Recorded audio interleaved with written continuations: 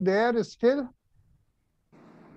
Dr. Neeraj? I'm very much here. Yes, sir. Okay. Something has gone wrong with my presentation, with my whole presentation. So I cannot stop share. So can you do it from your end? नहीं, sharing is बंद sir, आपका screen नहीं share हो रहा है. नहीं हो रहा ना, इसीलिए मैं कह रहा हूँ. Your sharing is not on, sir. ये my Press escape, press ESC button. ESC button. Escape button, escape. Right, I understand where it is. Left side, Yes, left side right, upper right, corner, yes, left side upper corner. Left top up. Right. Now I will share. Right. Now you are sharing the screen, sir. All right. So friends, good evening everybody. Welcome everybody to this IOA 22 Orthopedic Rheumatology Masterclass Webinar 3.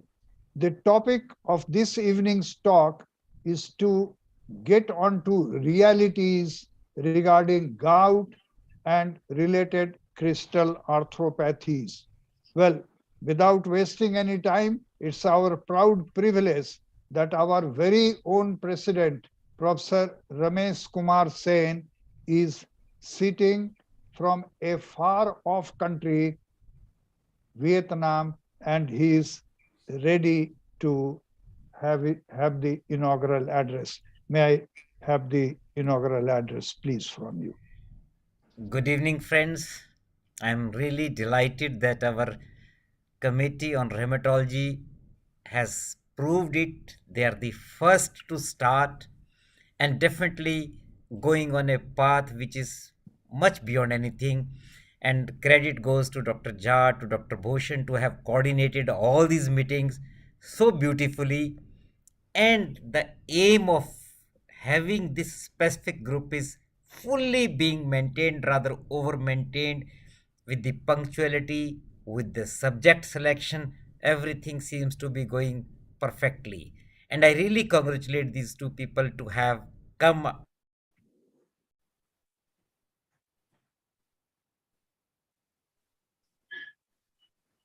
There is some break Connection issue. in the, yes, so it does not matter. He has opened his heart, and now it is the turn of our very dynamic secretary IOA, Dr. Naveen Thakkar, for his opening remarks, as he has always been doing. Dr. Thakkar, please. Thank you, sir. Thank you, sir. Thank you very much, sir. So Right. at the IO office, we welcome you all for this webinar, and this committee is working very hard. It was working last year also very hard, and they are very punctual. It is the only committee which also does the rehearsal before doing real webinar. So we are thankful to the all faculty, Dr. S.S. Jha sir, Dr. Bhushan sir, and all the faculty who are going to contribute in this. And all members are waiting for the academic part of this. So I will not take much time. Sir, please go ahead with the academic content. Thank you, sir. Right. Thank you. Thank you for all the encouraging words. So friends, today we are going to talk about gout and related crystal arthropathies. Well, crystal arthropathies is not only gout. So what are the responsible crystals in synovial fluid taken out from a joint?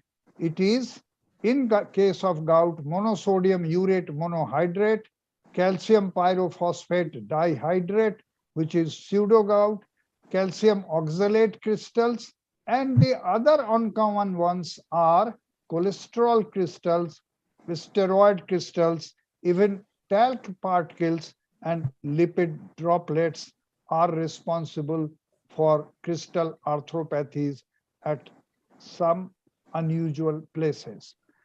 So, what is so very clear about gout?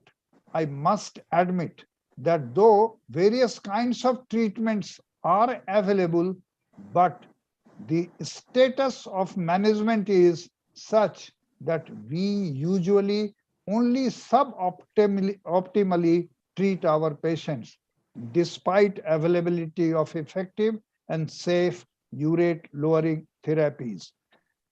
Most common inflammatory arthritis, all of us know that rheumatoid arthritis is only 1% of the population. Here it is almost up to 2% of adult population with chronic hyperuricemia leading to intra-articular deposition of MSU crystals. Friends, any learning process, there has to be relearning after unlearning. So available therapies for gout effectively practice evidence-based medicine, and let us discard myths related to urate lowering therapy regarding its dose and rare associated complications. It is not out of place to mention that very early during gout, deposition of urate crystal in joints and tendon is a highlight, and an important outcome in gout is an ultimate tophi formation. In gout treatment, what is the aim? Urate crystal deposits have to be resolved by a treat to target. We always say T2T approach before they produce any radiological footprint.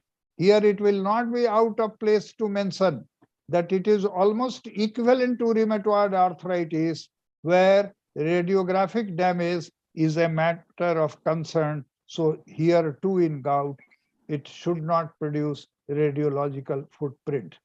Well, friends, just in the introductory part, I must mention that cardiovascular outcomes are more frequent in several inflammatory rheumatic conditions. So gout is no exception and frequently have cardiovascular and renal comorbidities. Main causal factors of primary gout are nutrition and genetic polymorphisms. We shall be talking about it later. For the time being, we have changed the order, and now I would like Dr. Neeraj to make a presentation on behalf of Dr. S.S. Amarnath, who because of some urgent reasons have not been able to be here. Dr. Neeraj, will you make the presentation of Dr. Amarnath? Neeraj, are you there? Rishi? Yes, sir, I'm here. Okay, please. So Dr. Neeraj is making that presentation, video presentation of Dr. Amarnath. Yes. It is regarding investigations in gout. So Dr. Amarnath starts his talk. There are initial few slides which are only representative of what Dr. Amarnath wants to say. Yes, video is not working.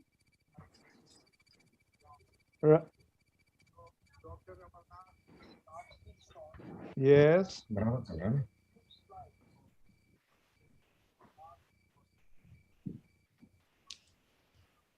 Initial few slides, the sound is not there. Yes, you can skip initial 1, 2, 3 slides, or let them come as they. Yes. Right. And give full volume after this. Crystal arthropathy investigation. This is what his talk is. Right. Move. Crystal arthropathy investigations. The purpose is diagnose and differentiate between all the crystals that we have just mentioned. Next, please.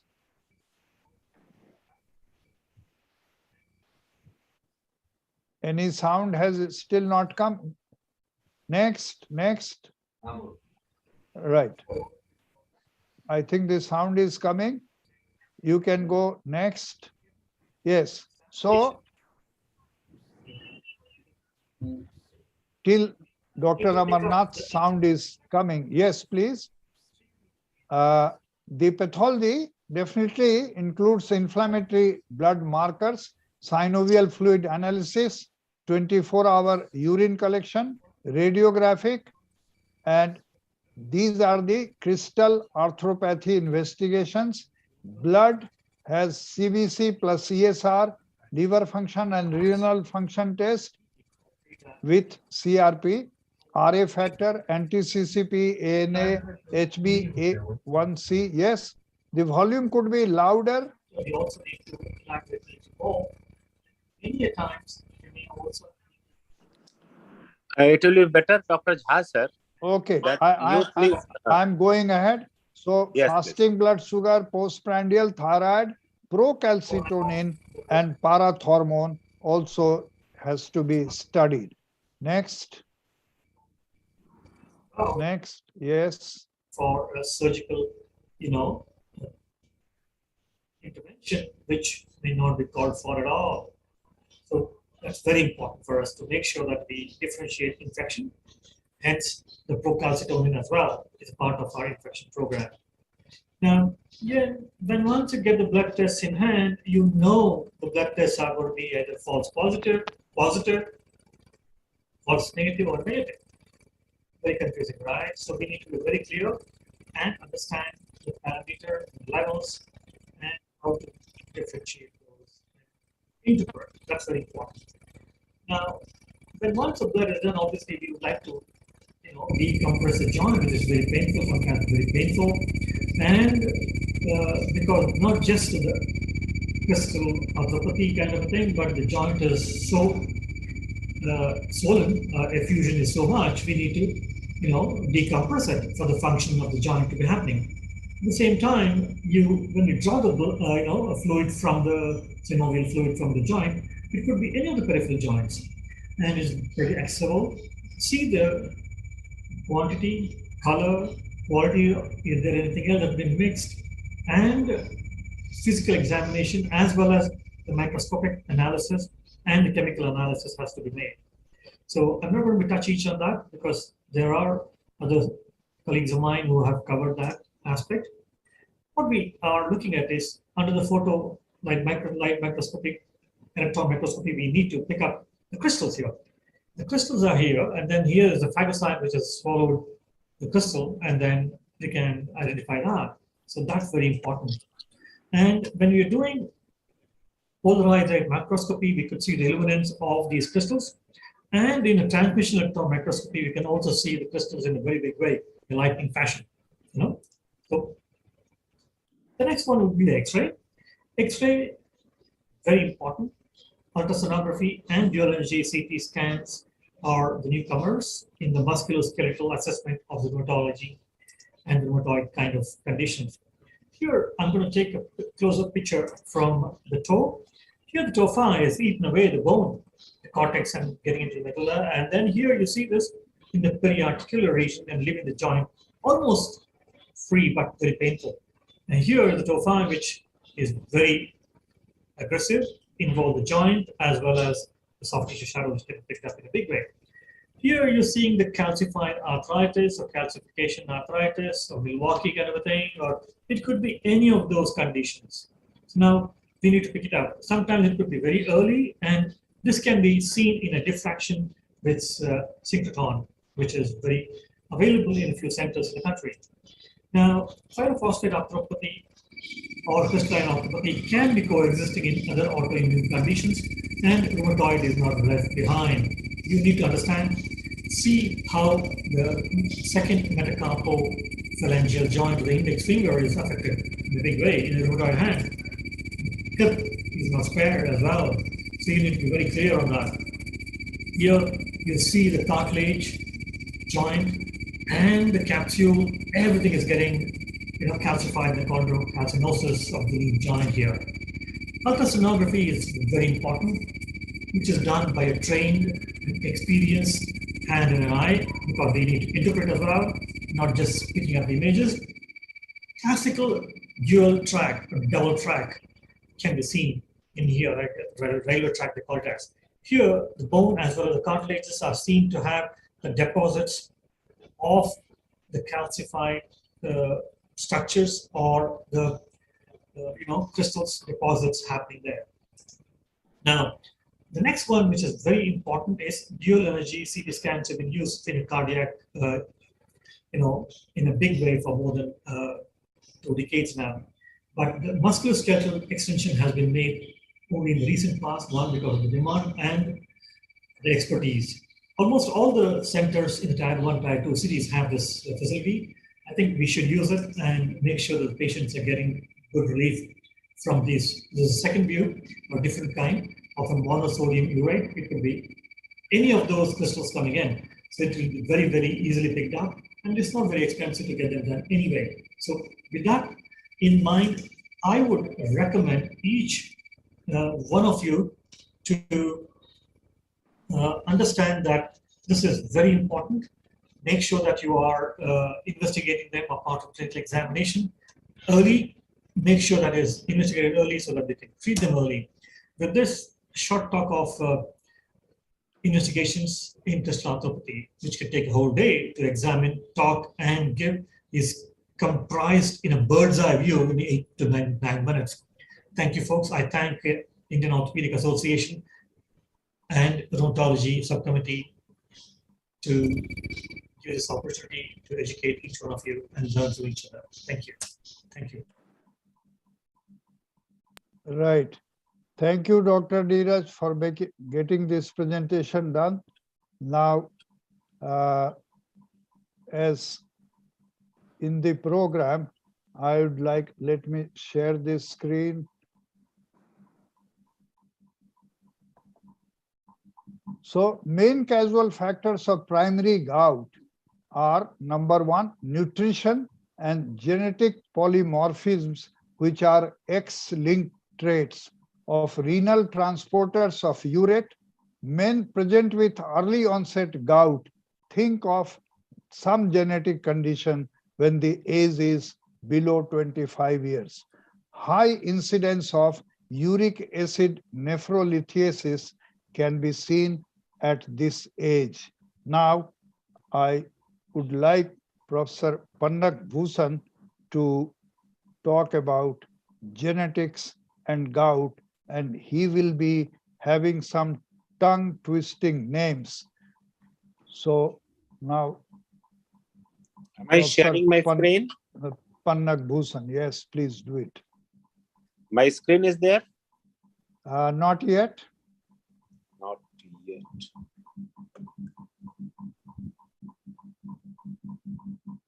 I have shared content screen, right? Broadcast. Microphone is on. Right, sir? Is it okay now? No. Anybody can see? I cannot see. DP Bhushan, please. Not visible. Not visible. I am just touching the share content. Then I have touched the screen. Screen broadcast. Start. Zoom start broadcast. Sir, your video is not showing. Is it okay, sir, now? Video is not coming. The video. Now it will come. Now it will come. It is probably from the iPad. That's why. Right. Yes, purine salvage we can see.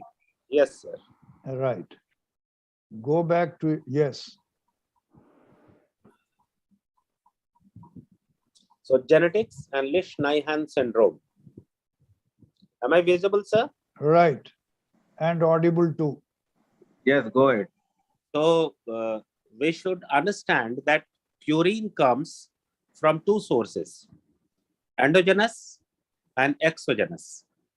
And in endogenous, we have de novo synthesis, and one is purine salvage. So in purine salvage, as you can see, the RNA or DNA, once they break to the purine, this purine with adenosine deaminases, this adenosine is converted to inosine and then xanthine and hypoxanthine. Purine can straightway come to the xanthine and hypoxanthine. Now, this hypoxanthine and xanthine is getting accumulated in the body. So this is again converted to the purine by the HGPRT enzyme. As you can see, it is again another graphic representation of the same thing. So Lesch-Nyhan syndrome was first described at Johns Hopkins Hospital in 1964 by two friends, Michael Lesch and William Nyhan, in two brothers with an unusual set of symptoms. Both brothers presented severe retardation of motor development, chorioacetosis, dystonia, crystal in the urine, the orange sand, later determined to be composed of uric acid, and most striking, the self-mutilation that is described in 1964 by Lesch and Nyhan. As you can see, the urine, that orange sand, crystals, as S.S. Amarnath has shown already, and the stone. One is mental retardation. While the salvage pathway is not working, then there is accumulation of some of the waste products, and that go and attack the basal ganglia. And this basal ganglia affection can lead to a mental retardation, which, as you can see, the child or the developing child or the adult has to be tied to the bed or the wheelchair or to the crib. With the stimulation of the basal ganglia, they develop anger. And with this anger, when it is not manifested or not checked, if it is unchecked, then there is a tendency of self-mutilation. The mutilating things they have is their main teeth. As you can see in the pictures, the mutilation is there in the nails. They keep on whitening the nails to the extent, in one photo, you can see that he has bitten his finger. They bite their lips, their gums, and even they mutilate their face. So from 1964 to 2005, almost 50 years later, measuring HGPRT activity in erythrocytes remain the gold standard for the diagnosis of Lesch-Nyhan syndrome. As you can see, there is a schematic timeline. This timeline has said when the first case was detected and how it has progressed. If you can see different years, I don't think I should go into the detail how Lesch-Nyhan has progressed, though I have read it into the detail. It is an interesting story. But today, Lesch-Nyhan syndrome, which is an X-linked recessive disorder. X-linked recessive disorder, just like Urbs-Duchenne paralysis, just like color blindness, just like hemophilia, this particular disorder is affecting only the male boys and the females are carrier. Genetic and environmental factors are juxtaposed with the two major mechanisms that leads to hyperuricemia, exogenous and endogenous. Now, once in 1998, they have found a gene for Lesch-Nyhan syndrome. And as you can see, they have been adding definite genes for this. So there are many genetic factors, many genes discovered year by year from 1998 to 2011. The genes are getting piled up. So many genes are affecting the uric acid metabolism. The genetic has developed a lot, and now the time has come that we feel that we need some gene therapy or genetic intervention to control it. The uric acid transportazome, I think the others will talk about it more, but because at different levels where there is a problem, the treatment changes. Urate transporters are renal proximal tubules. They are involved in the secretion and reabsorption of urate. The balance between these processes determine the net proximal renal excretions. This is again, they are definite, different, and myriads of genes which are enumerated here. So, the salvage pathway of urine. The adenosine taking the PRP से इन्होंने लिया phosphate, and the only phosphate remains here, and AMP is made. Guanine, that GMP is made, but for guanine and hypoxanthine, we need HGPRT. Hypoxanthine guanine phosphoribosyl transferase, and if this is somehow deficient, then this GMP is not formed. And if this GMP is not formed, these adenosine guanine are accumulated. GMP goes and hits directly the basal ganglia, and the problem occurs. So, coming thereby again, the Lesch-Nyhan syndrome, if it is a child of 10 to 12 years having hyperuricemia and uricosuriia, and if the patient is having self-mutilation, anger behavior, mental retardation, we are definitely dealing with Lesch-Nyhan syndrome. Many other genetic problems are there, as I have mentioned you, in the genes, and these genetic things are to be understood. One has to understand that somebody is the urate producers, uric acid producers, or not. I routinely, after this subcommittee has started, initially I used to get the uric acid done. Now I am getting 24 hours uric acid measurement also. Today only I got a person who has 880, which should be 800 milligram per liter. Thank you very much, sir. Stop sharing the screen. It has been a very good presentation. Have you stopped, sir? Right, it has been, this will stop other screen sharing, what it does say. Right. Right, sir.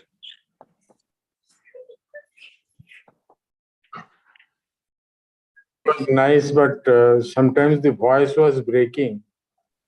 Mine, sir. I don't know, it might be my problem here. No, sir. You are never at problem. No, Okay. no. Can somebody help me? This Very slide, nice. my slide is not moving. Yeah. My slide is not moving. Can somebody help me? Sir, just click once on the slide and then go. It will take. Okay. Just click once on the slide and then next. Yes. So we Yeah. had this talk on genetics and gout from Professor Panak Bhushan, who is the convener and professor and head department orthopedics, Shahid Nirmal Mahato Medical College, Dhanbad.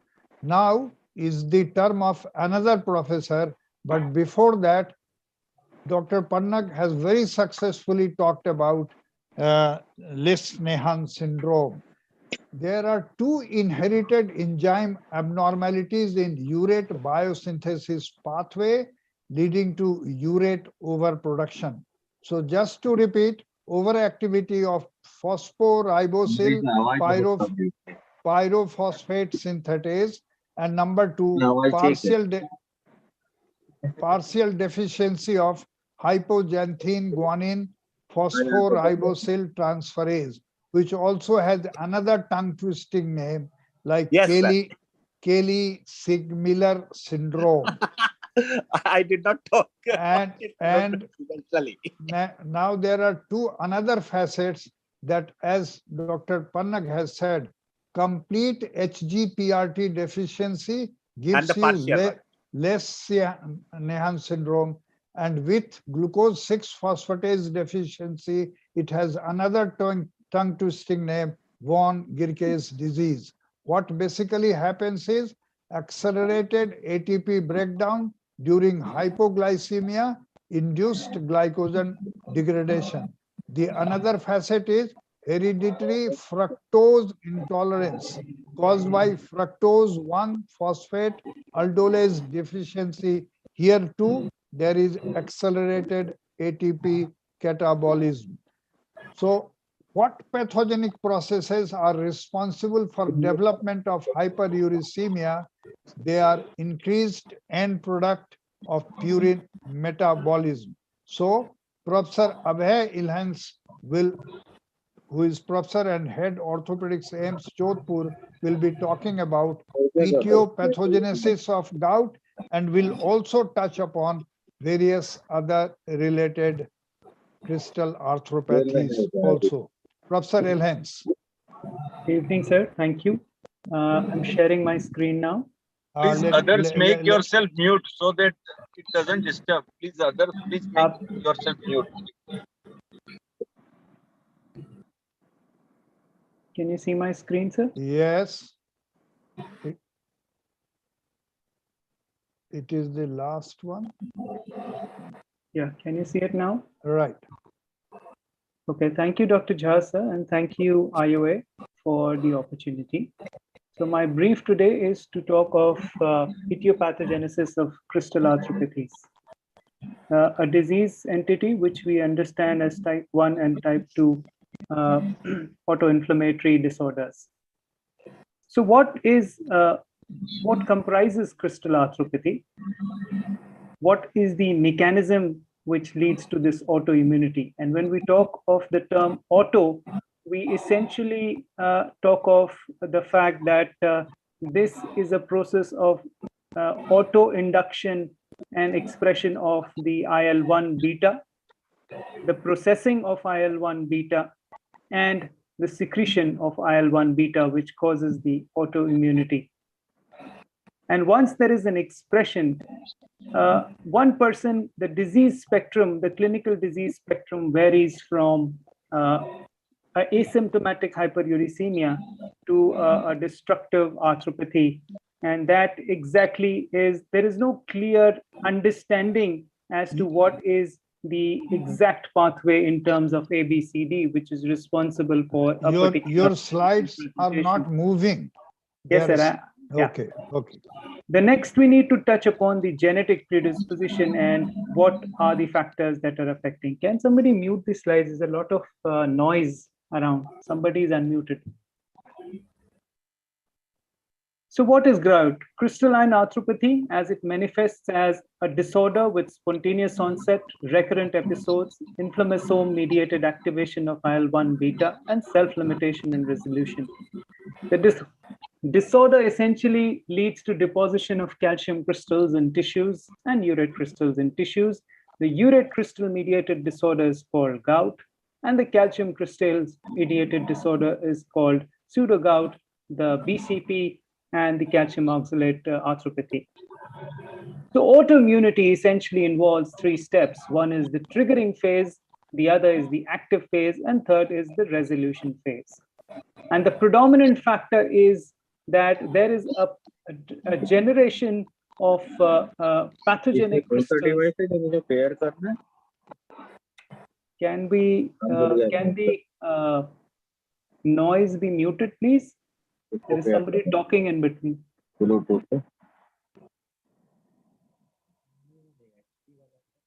So the triggering phase essentially leads to crystal deposition. Can we mute everyone? The host can mute everyone, so the noise will not be there. So the triggering phase essentially involves deposition of the pathogenic crystals, and the deposition essentially leads to a crystal recognition by the myeloid cells, which is part of the triggering phase.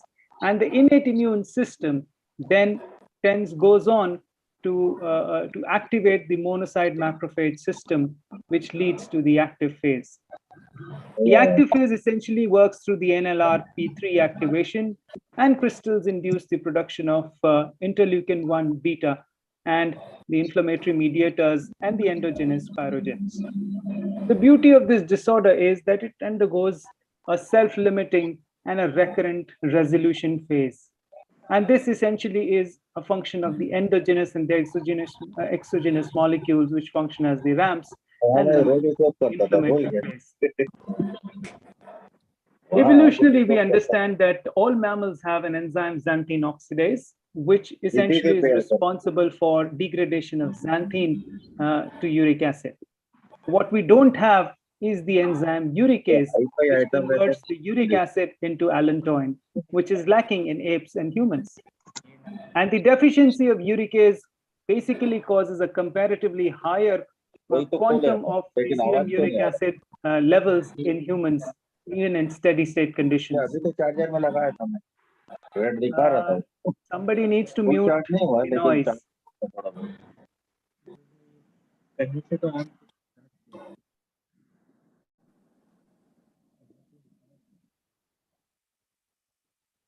So the regulation of uric acid in humans essentially is done by the kidney, the gut, and to some extent by the liver. And the concentration of more than 6.4 milligram per deciliter is often exceeds the solubilization limit precipitation of monosodium urate crystals in the tissues. Abhay, hold on. Jha sir is a co-host. He can mute everybody. Sir, you can click on the participants and mute everybody.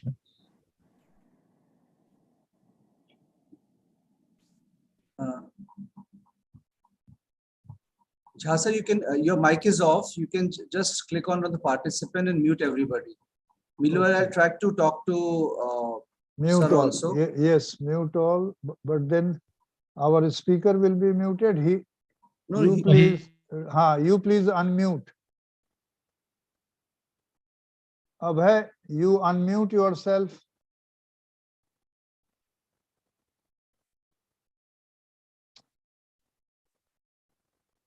Abhay, unmute yourself.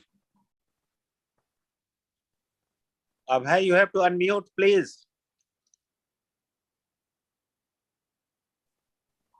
Dr. Abhay, thanks. Yeah. Can you see me? Can you hear me now, sir? Yes, please. Okay. So the hyperuricemia mechanisms essentially involve an excessive dietary purine intake or an increased endogenous purine production. To add to this is the decline in kidney function due to aging, disease, drugs such as diuretics, aspirins, which cause and impairs the appropriate excretion of uric acid, leading to crystal deposition. But what is important is that the clinical spectrum can vary from asymptomatic hyperuricemia to destructive arthropathy. And in about 36% of patients only will develop gout. And not all gouty patients have hyperuricemia. On the other hand, 76% of these asymptomatic hyperuricemics do not have MSU crystal deposits in tissues. So only about half or 50% of the serum uric acid concentrations more than 10 milligrams per DF will clinically develop gout during a 15-year period. So what is important is that there is no clearly defined mechanism as to when and in whom an imbalance will cause the precipitation of these attacks, which is what brings us to another dimension of the pathogenesis, which is the immune mechanism. And that essentially involves three stages. One is formation of the MSU crystals, the second is an acute attack, and second is conversion to a chronic staphylococcus gouty arthritis. The formation of the MSU crystals essentially involves the hyperuricemia, precipitation of MSU crystals, and deposition in articular and periarticular tissues. The acute attack, which is basically involves the activation of the inflammasome and production of the cytokines with extensive activation of neutrophils, which we will just talk about. And once there is a formation of, when there is a necroptosis and formation of the aggregates of the crystals, that will essentially lead to resolution of inflammation and formation of the gouty tophi.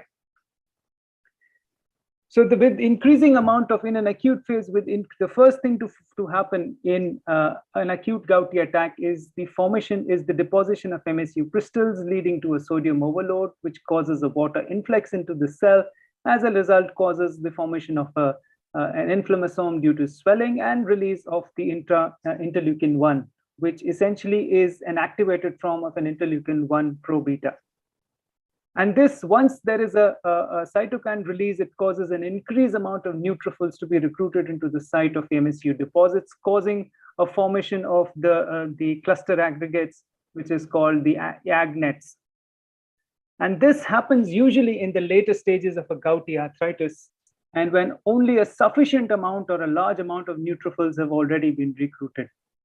So the formation of aggregated nets is itself essentially a tipping point where active inflammation will now lead to the process of resolution and formation of a gouty tophi, wherein the body tries to contain the detrimental effects of crystal deposits and pack the MSU crystals along with extra-articular DNA in the form of a gouty tophi.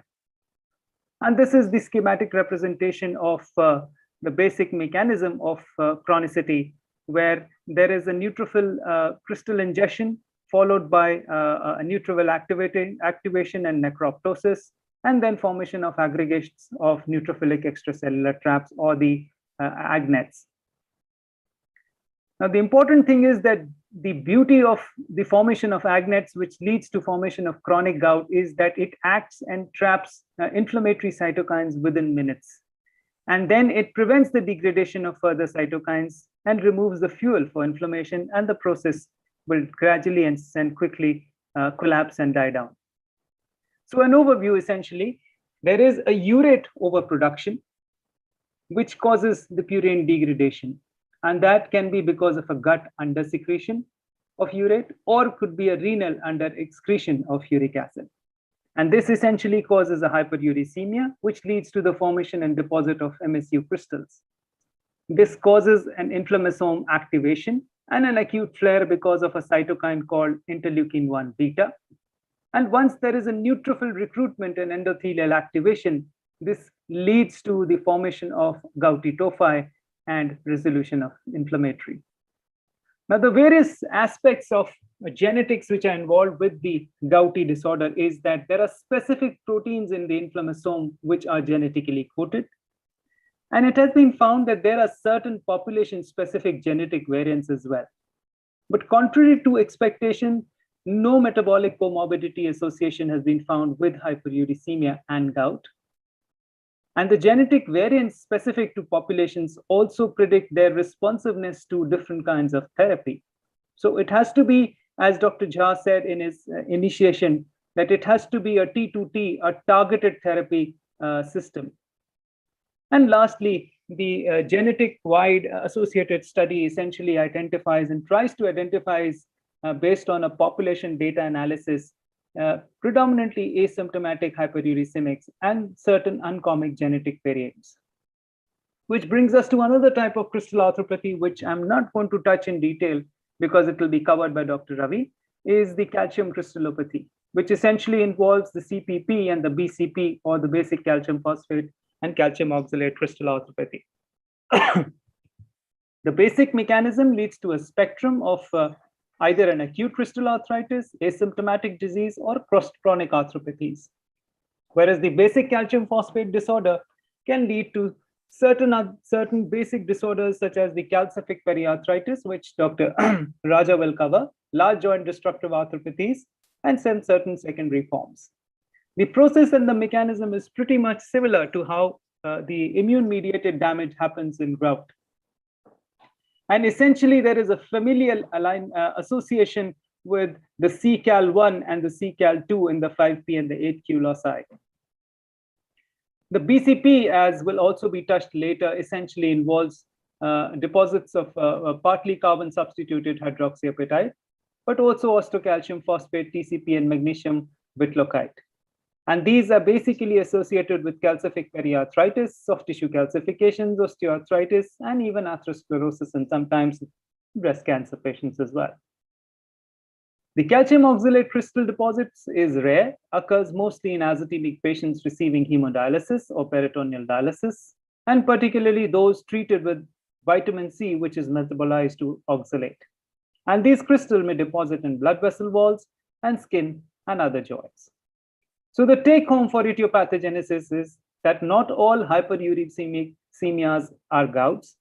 and not all gouts have hyperuricemia.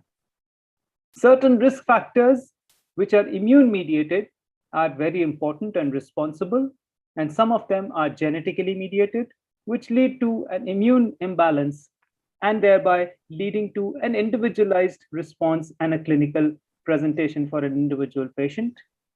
Deposition is not necessarily in joints, so one has to look out for other systems as well.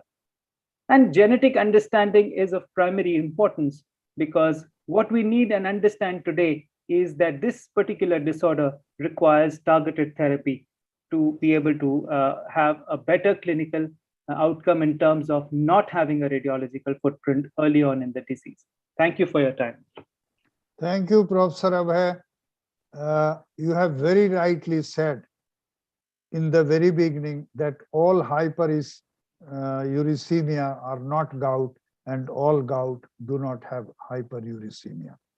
I would like a clarification from you at this point of time that there is a metabolic aspect of disease in gout. Is this a fact or not? Number two, at the stage of development of gouty arthritis, it is inflammatory or not? And as you have rightly mentioned, that autoimmunity has a role to play in pathogenesis. Would you clarify on these three? Metabolic? So first thing to talk about is that metabolic comorbidities may be present, but there is no clear-cut demarcation or understanding whether it is a positive, whether it has a contributory role into the pathogenesis of the disease, or it is an incidental finding. So there is no clear-cut immune or genetic mechanism on this. The second question which you have asked, sir, is that autoimmunity.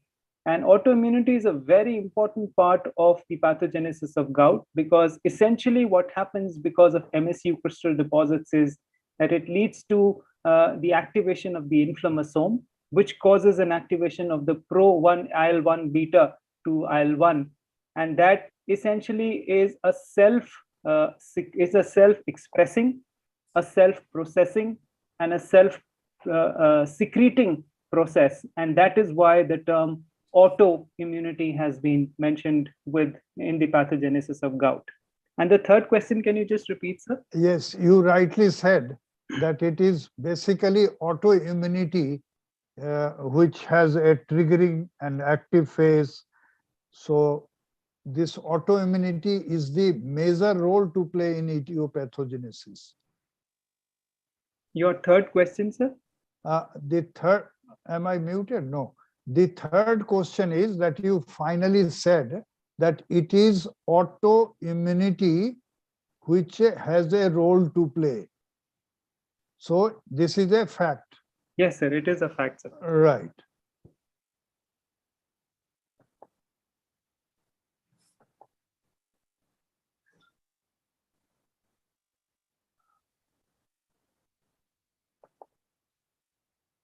Now, can my screen be seen? No? No, sir. Okay, fine. Now it is the turn of Dr. Manish Khanna. I think Professor Ravi. Okay, Ravi. Sir has to be. Something has gone wrong again with my presentation. So we can request Dr. Ravi. Ravi, please. Yeah. Good evening, everybody. Thank you, Dr. Jha, and thank you, IOA. Can you see my screen, sir? Yes, yes, very much. And I'm audible too? Yes, very much. I'll be talking about forgotten crystal arthropathy, that is calcium pyrophosphate deposits. And in this, basically, you know that there are varied articular manifestations of a CPPD.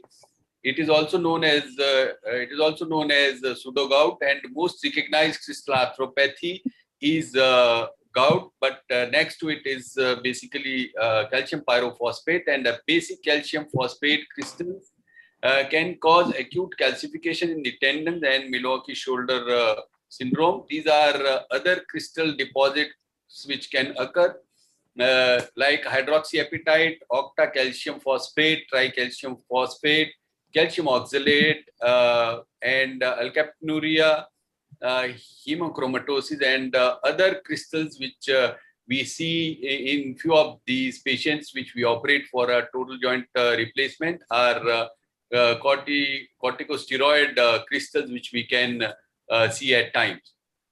As far as the epidemiology of the CPPD is concerned, prevalence is 0.9 to 1 per 1,000, and it is almost equal in men and women. And generally, most of the patients are elderly, above the age of 60. Classification, basically these are 4 classes. It can be hereditary, it can be familiar, sporadic, idiopathic, and associated with other metabolic disorders, and in post-traumatic conditions, it is known as class 4. As far as the pathogenesis is concerned, basically up to 36% of the patients above the age of 65 will have a radiological evidence of a calcium crystal deposit, which is basically chondrocalcinosis. And pathogenic mechanism remains obscure, and the risk factors for CPDD are basically arthritis, joint trauma, joint surgery, hemochromatosis, metabolic and endocrine disorders, and primary hyperparathyroidism and hypomagnesemia. No proven association include with the hypothyroidism, gout, and Wilson's disease. As far as the mechanism is concerned, basically it is there are these crystals, they get into the cell. These are crystals can be phagocytosed and ultimately lead to a chain reaction of inflammation inside the cells, and leading to auto cell death, and thereby a rupture of these cells. Once these cells get, they also stimulate the formation of osteoclasts.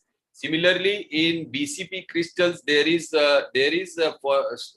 activation of a pro osteoclasts, and ultimately there is an increased number of osteoclastic activity, and that leads to so-called resorption of the bone at these different sites. And a precise mechanism of a calcium pyrophosphate crystal deposition in the cartilage is still unknown.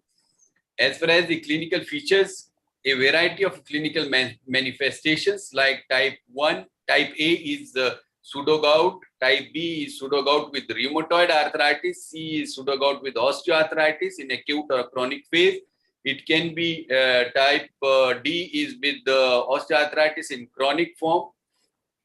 Then in type E, it is lengthenic chondrocalcinosis, and type F is pseudogout in patients with the neuropathic arthritis and other pseudogout presentation with the ankylosing spondylitis and hemarthrosis and septic arthritis need to be evaluated. More common is the first 3 and less common are basically last 3.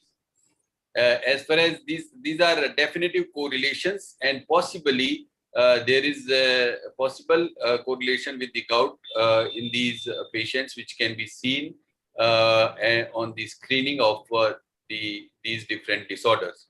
As far as the diagnosis is concerned, it is very, very important to go through the history and clinical examination. We should suspect in the patients where there is a acute or a mono oligo involvement. It could be pseudogout where there is a chronic polyarthritis presentation, swelling into the joint, which typically seen in patients of a rheumatoid in association, and chronic pains in the joints is not a common involvement.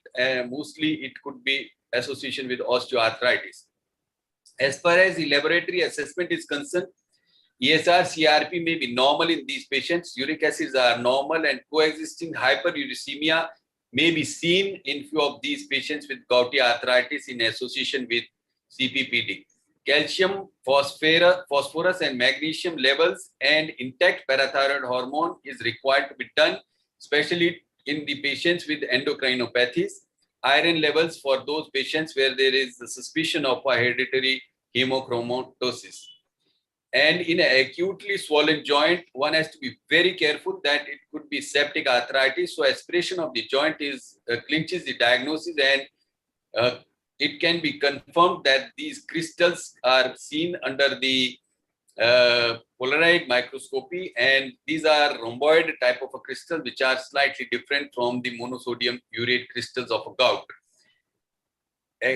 So to exclude other conditions such as gout and infection, in acute CPPD, white cell count generally ranges between 5,000 to 25,000 cells per microfield, and there are lower numbers of leukocyte in the patients, and they can be seen in chronic polyarthritis, and high counts more than 100,000 can be seen in patients where there is a pseudoseptic presentation of these patients. These are classical crystals which can be seen under polarized microscopy, which are monosodium, and these are the rhomboid crystals which are different from the rod-like rhomboid, weakly positive bifringent crystals which look bluish, are usually seen in the crystal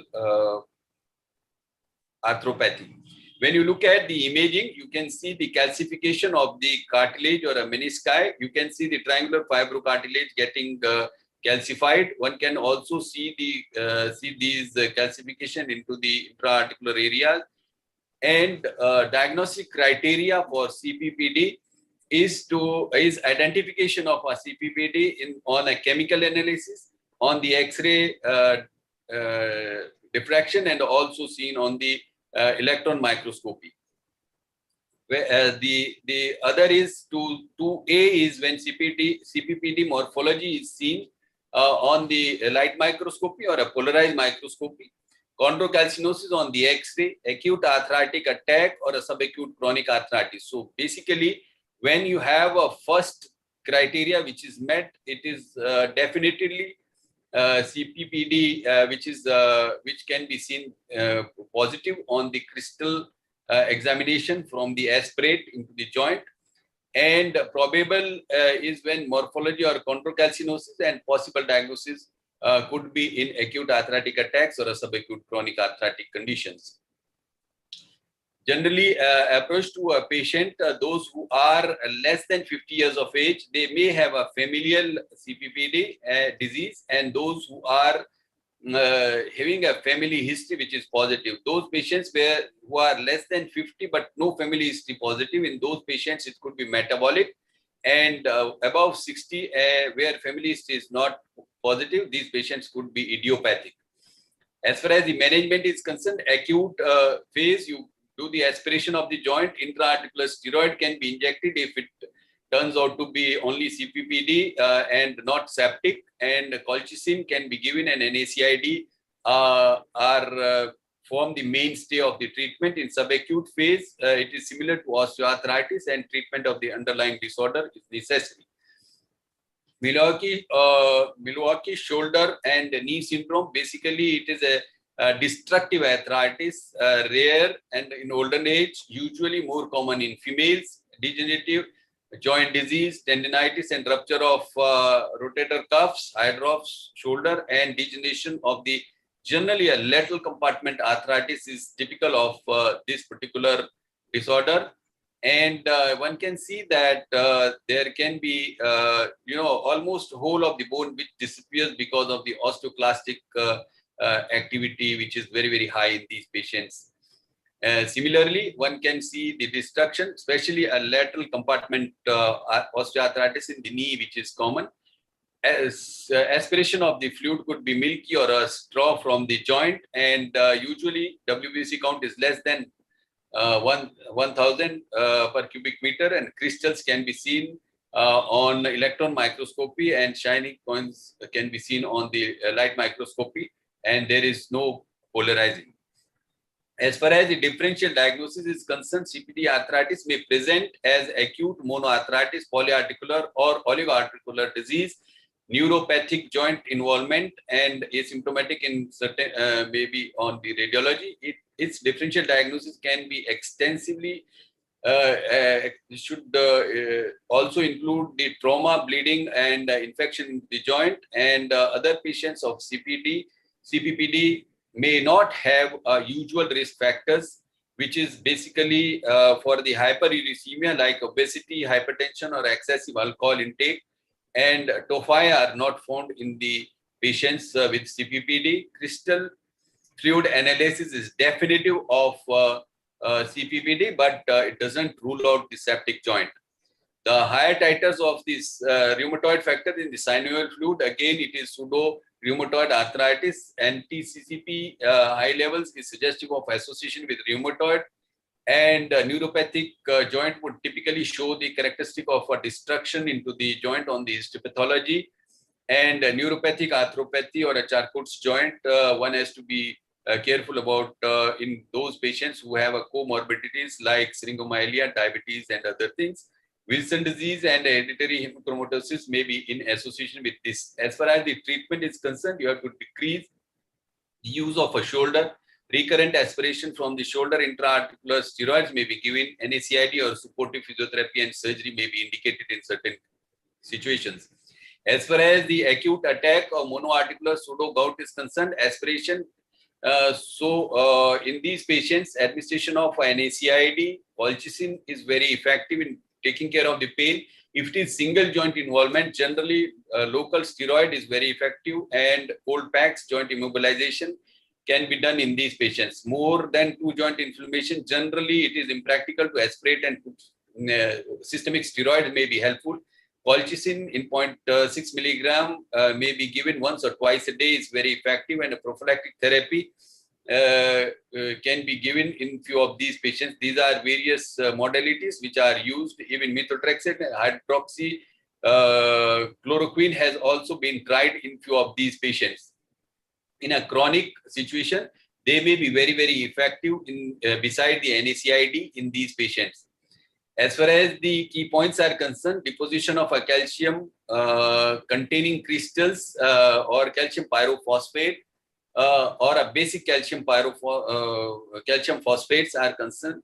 There is no drug which is available to prevent calcium deposits or to remove the calcium deposits. Sometimes when there is a calcific tendinitis, especially in the rotator cuff, ultrasound guided puncture of those calcific deposits can be done, and a local steroid can be left there, and generally it is seen that it dissipates and disappears over a period of time, and patient becomes asymptomatic.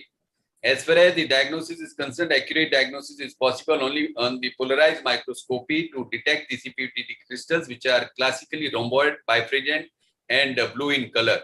To identify BCP crystals in the synovial fluid is very, very difficult, and BCP crystals are generally found 100% cartilage sample in the patients with osteoarthritis, and generally association with osteoarthritis is probably a possibility. Crystals for this can be seen in the various structures like fibroblasts, chondrocytes, or synovial macrophages. There are various drugs which are in pipeline for which may be later on helpful in management of osteoarthritis in these patients presenting with basic calcium phosphate crystals. Thank you very much for your attention, and over to you, Dr. Jha. Right, very elaborate presentation regarding pseudo gout.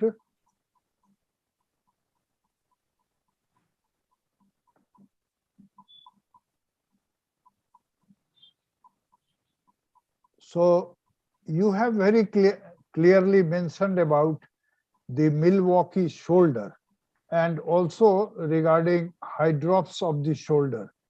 So in differential diagnosis, do you ever feel that this hydrops of the shoulder has to be differentiated from tuberculosis? So generally, patients may present with the pain and discomfort which could be presenting like a pseudo paralysis in few of these patients. But there are certain overlapping conditions like we also need to differentiate these patients from other. They have a very acute onset of a pain, and once you get the X-ray done, you would see that there are either destructions in the periarticular region or there are calcifications which can be seen around. So if there are these calcifications, then probably it is more likely to be CPPD or more towards the crystal-induced arthropathy than tuberculosis. Right. Now can I make a request to Professor Manish Khanna for making his presentation? Professor Manish. Sir.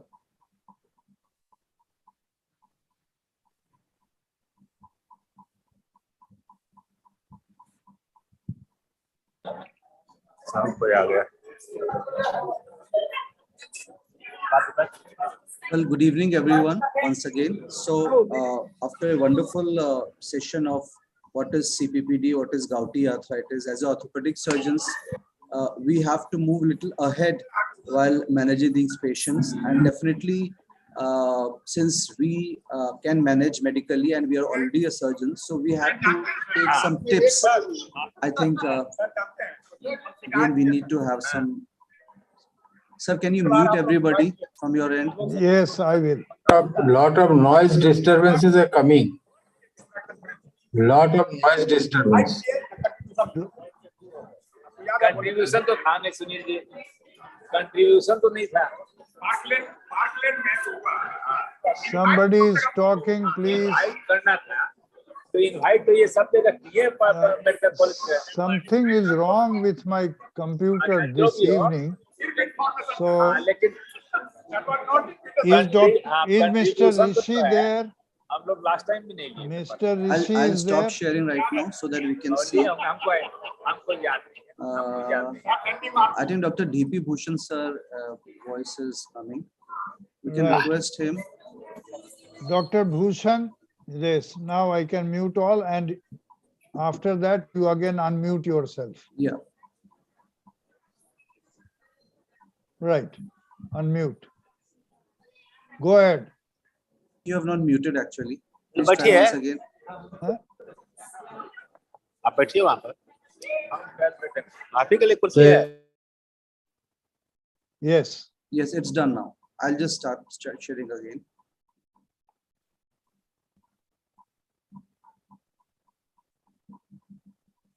So, being orthopedic surgeon, I think it's a peanut for us to manage this crystalorthopathy whenever the surgical indications are there, whenever we want to use our knife.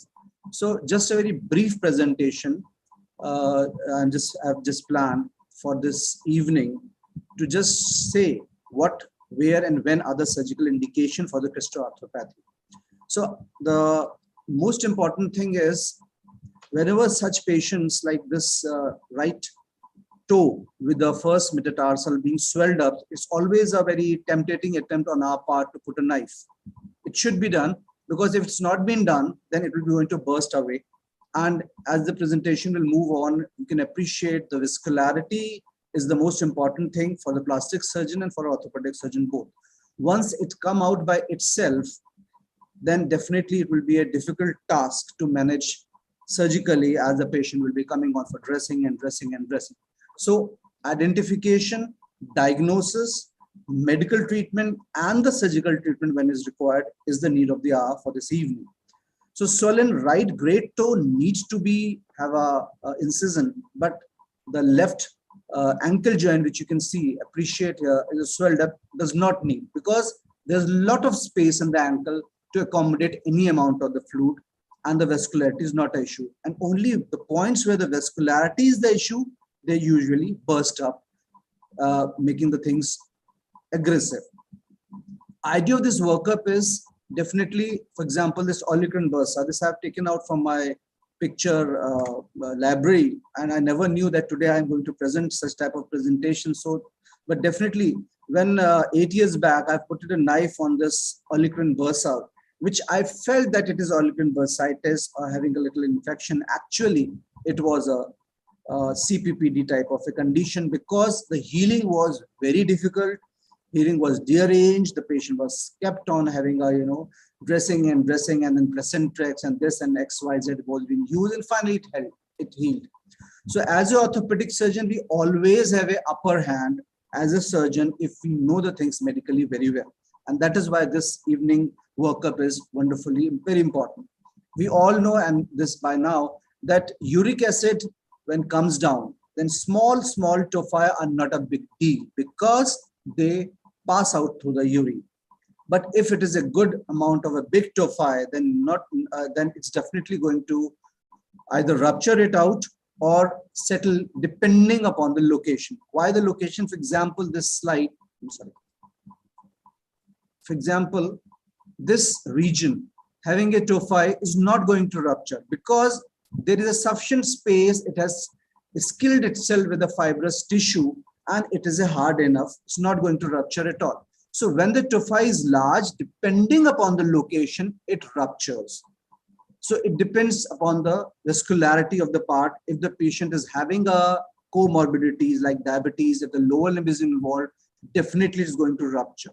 And that is the thing which we have to need when to put the knife to take out this chalky white material and what are the consequences actually.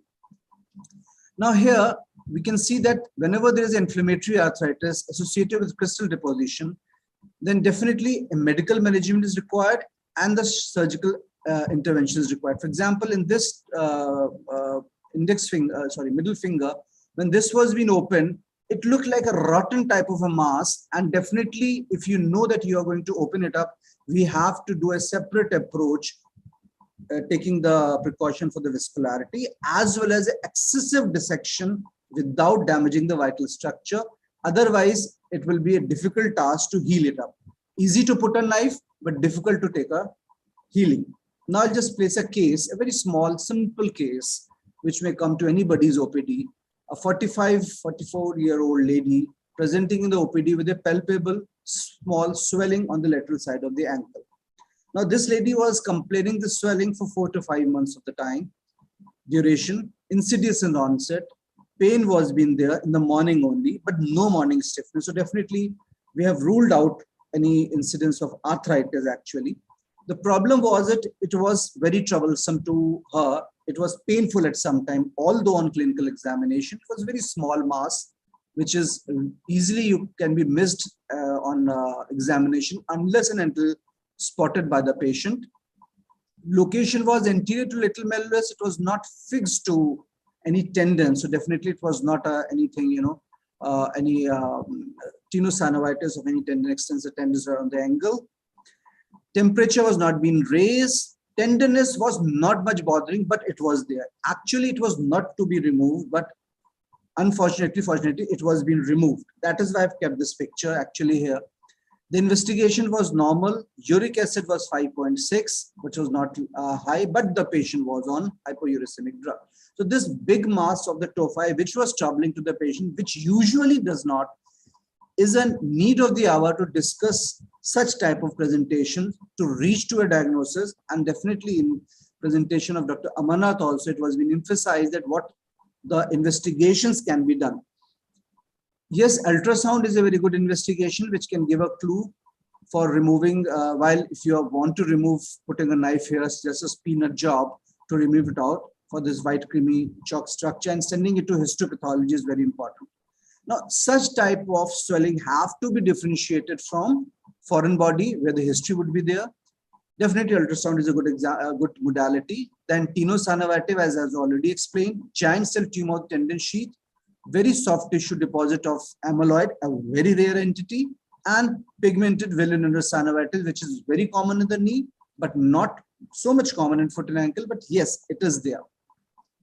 Ultrasound is a good modality for differentiating a tophi, and definitely dual energy CT scan at those places, at those centers where MRI is not there, those cities where MRI is not there, because the dual energy CT scan, they give different color codings, but they doesn't got any significance of saying that this green color go for a tophi, this violet color go for a tophi. No, It's just a screening modality to just give a different color coding. The idea would be only formed when you can go for an MRI, and that only to differentiate whether this swelling is a pigmented villonodular synovitis, which definitely show a different picture for a radio diagnostic person, and then you can decide whether to operate or not, or if it is a benign giant cell tumor. So all these swellings, they need a workup, whether this patient is for a pseudogout or not. And definitely, as been explained in the lecture, pseudogout is characterized by acute monoarthritis of the knee. Now, when there is acute monoarthritis of the knee, so there may be a synovitis, there may be a swelling, which may be due to the CPPD crystals. And in that case, you may need aspiration also. Now, as already been explained, that chondrocalcinosis is a very initial finding when we can pick up these CPPD things. But the thing is, these chondrocalcinosis may sometime, because of the infection, because of the triggering factor, they may land up into synovitis, where you want to put a knife, but definitely you have to differentiate with a septic arthritis before going to it. The most important part is a knee joint, a DRA knee joint, where the TKR has been done. Now the question arises for the longevity of the implant. The longevity of the implant will only be there if you can diagnose that particular knee or that particular shoulder, whether it is having a CPPD or not, and treating it part so that the longevity can be increased. Here are the few points which can help us in making it out. Like cartilage and meniscal calcification has always been there. But the most important thing, when we, in the naked eye, we take out a meniscus, actually, the shining particles of the calcification, they itself demarcate that this is a CPPD, not a gouty arthritis. So from a naked eye examination on the OT table, one can demarcate. And of course, this is a part from a surgeon point of view, but from a pathological point of view, you have to send for the histopathology. 25% of the patient with serological and the radiological RA have a CPPD. This has already been diagnosed, worked up this evening. But the most important thing, you have to work it out whether this is a CPPD knee, which you're going to operate, or this is a RA knee, which is having a adjacent CPPD, because in that case, the treatment line of management will be different. Definitely a white paste appearance, as I've already mentioned, can give a crystal clear diagnosis. What you have to require to do is to send in a saline saline, or I mean, you should not send in a formalin. You should have a saline in your OT to send it for the histopathological examination. And once it is proved from them, then we can start for a proper treatment. As in this evening, this has already been mentioned. Sometime the patient comes to up with the swelling around the hand, for example. Now, this is an aggressive form of swelling. This is a starting form of swelling where definitely you need not to go for an incision, but definitely here you have to work it out whether you are dealing with a cellulitis, whether you're dealing with a septic arthritis, where you're dealing with a crystal deposition disease, having inflammatory and a secondary infection. So definitely after having a knife and doing all the mechanism, you have to be very particularly remembering to have in your OT saline or ethanol, not the formalin, to send the sample for a proper diagnosis, so that later on the treatment would be very easy. Now, the surgical indication for the tophi removal are definitely lack of improvement despite the conservative treatment, painful tophi, otherwise the patient are not interested unless it is painful and the content is oozing it out, joint instability, or the limitation of everyday activity. Another picture where at the calcaneal cuboid joint, a swelling has been there. Sorry for the quality of the picture, and it was being removed. It was again a big tophi. Regulations, the smarter tips which is to be remembered is, as I've already mentioned for the last 5-6 minutes, the circulation is the biggest drawback. As soon as tophi get placed at a particular position, it raises the bed, the viscolarity is decreased, and a vigorous active surgical skill will actually lead a later on difficulty in the wound healing. That has to be taken care of, number one. Number two is, usually in the lower extremity, arteriosclerotic changes are already been there. There's no reason for that, but definitely a typical CT angio would be a good choice depending upon the requirement, not in all the cases.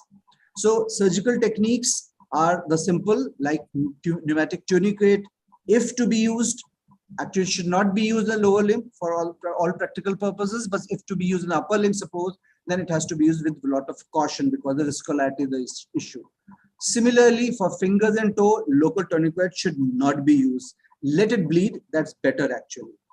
GA is preferable for rather than LA because all these LA, they have a decreased component for the peripheral vascular vasoconstriction, and definitely the excision will be easy, but the healing will be difficult. Distension of the tissue with LA definitely will jeopardize. So the idea for this talk is just to be cautious while dealing these things. Incision should be parallel to the blood supply as demands. Counter incision should not be there. It should be a single bold incision.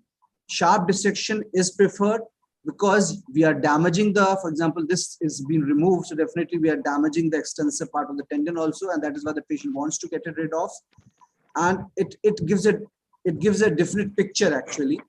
Gentle handling, wound irrigation is more important, much more than what we do in any septic condition where a lavage is important. But here it's very important. Taking care of the blood supply, minimal suturing to be done because all these liquefied contents will be going to come out, ooze out in another 10-15 days of time, which is good finally. Pressure dressing should be given, but should be given for a short period because again, it's going to hamper the vascularity. So small, unimportant tips become very important for preventing this part and having a good recovery. Thanking you. Before signing off, I just want to emphasize another case, a 70-year-old male presenting with the OPD with swelling all around the knees and the elbows, swelling again since 2 to 3 years, recent increase in pain since 3 to 4 months. And we can appreciate here, almost the knee looks to be normal. Of course, there are some changes there, but definitely the type of the swelling which I'm going to present is not correlating with the X-ray finding. And this is the type of a swelling. This has still not been operated, a very recently seen patient with us. And here we can appreciate thick nodules which are there. One in the quadricep region, here again in the quadricep region, here in the infrapatellar region, here again. And this is actually troublesome to the patient, not this one actually. Here again in the front of the patella. As I've already mentioned in my first 2-3 slides, these don't require actually removal because they are encapsulated with the fibrous tissue. So they are safe. They remove the pain capacity also. Now zooming it out, it was been found a little calcinosis here. So definitely these are the features which needed to be taken care of. Now for this patient, I think in coming due course of months, I will be able to answer how we're going to approach. Definitely the ESR is 65, uric acid is 9.8, a very high uric acid level. CRP is being raised. Now, chronicity for many years lead to the deposition and lead to a secondary renal nephropathy, which is very well explained here by the level of urea and the creatine you can see here. Rheumatoid factor is normal and multiple nodule. So the differential diagnosis and the probable diagnosis and the therapeutic part all comes together after a proper management, medical management to be given here. So a surgeon should have a master medical management mind while treating these patients. So this is a case which is to be continued from my side. And in a due course of time, whenever we'll meet, I'll just be going to update what we have done actually. Thank you so much for a very patient hearing. Thank Over you. to Dr. Jha. Thank you very much, Professor Khanna. Well, in your experience, have you ever noticed that tophi may be within a year, preferably, or maybe even up to 2 years, not more than 1 inch in diameter, can dissolve with urate lowering therapy? So it usually dissolves provided they are in the space where there is a lot of movement is there. For example, if you are dealing with a joint, knee joint, shoulder joint, they can dissolve. But if you are dealing with a small presentation here on the tip of the toe or tip of the finger, then usually by that time it are encapsulated by fibrous tissue and they are just lying out as such, because the vascularity is again an option. Even if the hyperuricemic drugs are being used, they are not able to flush it off from that particular location. Right. And in cases of joint replacement, before you actually embark on performing a joint replacement, you must exclude that you are not dealing with a case of gout, because if you have missed the diagnosis, maybe it creates problem post-operatively. Definitely, definitely. And if it is a gout, it should be very well managed before putting a knife. Dr. Raja, I would like your comments here also. Dr. Raja, are you there? Yes, sir. Yes, sir. Okay, so joint replacement in a patient of gout, if the diagnosis has been missed early, what is the likely difference in prognosis? One is that inflammation is really high after surgery. So especially in acute flare-up of gout, and we miss it and then we don't treat it properly, we take them up for surgery. Post-operative period is going to be very stormy and painful. The ESR-CRP is going to be elevated and wound healing can be delayed. So we always keep thinking whether there is a coexisting infection or a new infection or periprosthetic joint infection has happened. That is one of the problems when we miss a diagnosis of gout. So always all our patients, we screen for uric acid, get the uric acid to normal before we actually take them up for surgery. Right. Thank you very much. Now, as I have told you, my computer is not working. It has gone haywire. So next presentation is Dr. Raja, yours? Sir, the next one is mine. Dr. Okay, Mohit. Mohit. Mohit, So yeah. please go ahead with your presentation. Mohit. Yes.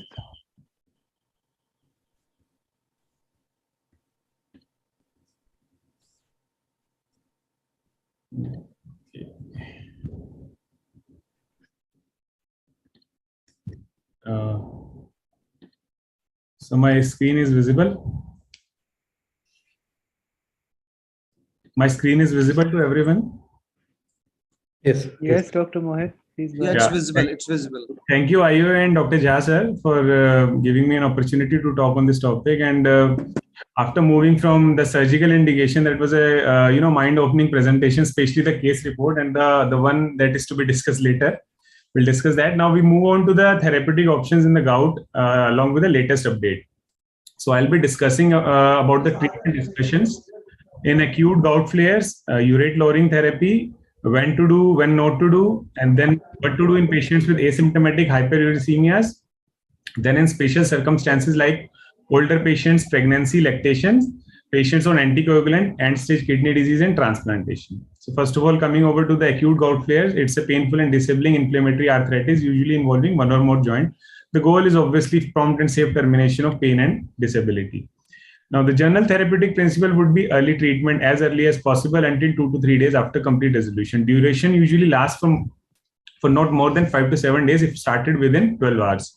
Now, the point to be noted is we have to continue the urate lowering therapy even during the flares. Tophaceous gout, we always treat like an acute gout flare. Initial treatment in a gout flare consists of 3 drugs: glucocorticoids, NSAIDs, and colchicine. However, there is no single best agent, so we have to choose the drug amongst these 3 as appropriate for the patient. Now, factors affecting the drug choice would be patient-related medical factors having various comorbidities like kidney, liver, cardiovascular diseases, and patient's gout history, which include total flare numbers, recent rate of flare occurrence, patient's prior flare experience.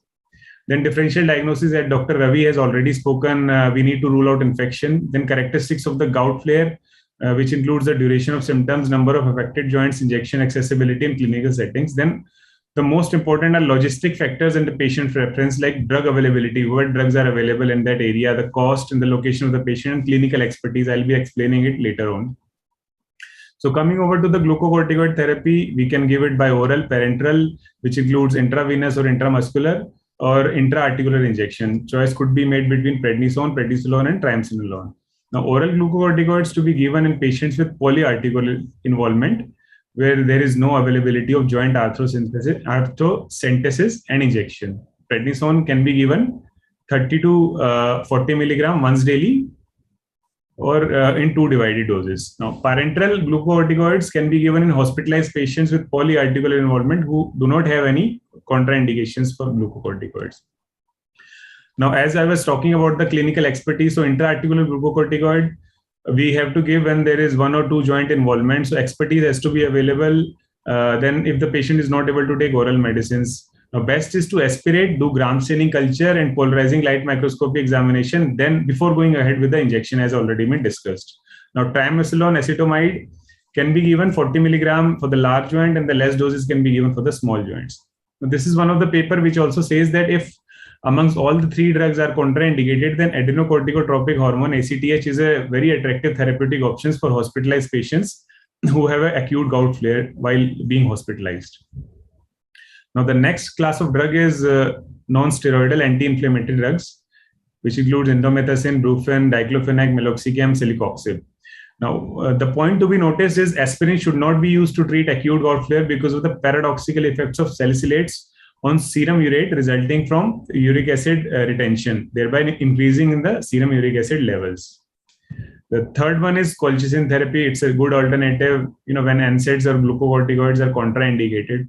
Dosage would be 0.5 milligram, sometimes 0.6 milligram tablet is available in some countries. The cost is very cheap, 2.5 rupees per tablet. However, the dose needs to be reduced in renal or hepatic impairment. Side effects include diarrhea, cramping, abdominal pain, nausea, vomiting. Sometimes, rarely, they do cause cytopenia, rhabdomyolysis, myopathy, peripheral neuropathies. Now, one thing important for colchicine is it is contraindicated in patients who are on PGP inhibitors like macrolide antibiotics, cyclosporin, tacrolimus, amiodarone, and cytochrome P3A4 inhibitors like HIV protease inhibitors. So in those patients, colchicine has to be avoided altogether. Now, coming over to the second point, the urate lowering therapy in chronic gout. Now, there are two classes of drugs. The first one is the drugs inhibiting uric acid synthesis like allopurinol, febuxostat, then the drugs which increase the uric acid excretion from the kidneys, including probenecid and sulfenpyrazole. Allopurinol, it's the earliest most xanthine oxidase inhibitor, dosage 100 to 300 milligram daily or in divided doses. Very cheap tablet. We should always start the treatment with allopurinol 2 to 3 rupees per tablet. The lower dose is required in hepatic and renal insufficiency. Side effects, one side effect that needs to be mentioned is allopurinol hypersensitivity, Stevens-Johnson syndrome, or toxic epidermal necrolysis, which include pruritic papular skin rash, fever, hepatitis, eosinophilia, renal impairment. The other ones are GI upset, alopecia, and cataract. Now, hematinics should be avoided as it interferes with the hepatic iron stores, and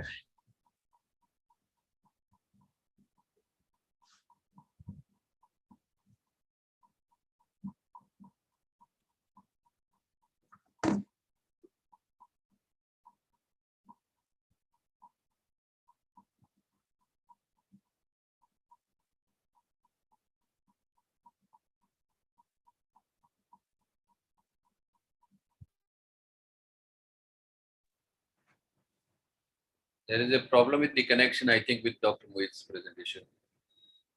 So whose is the next presentation? Is it mine? Manish, can you look at the program? I think it's mine, sir. Sir, Dr. Raja's presentation. My presentation.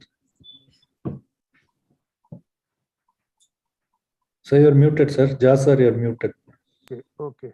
So till the time that Mohit can come back, I think you should proceed with your presentation. He's saying he's connecting. Should we wait or we'll go ahead, sir? Okay, we can wait for just a minute.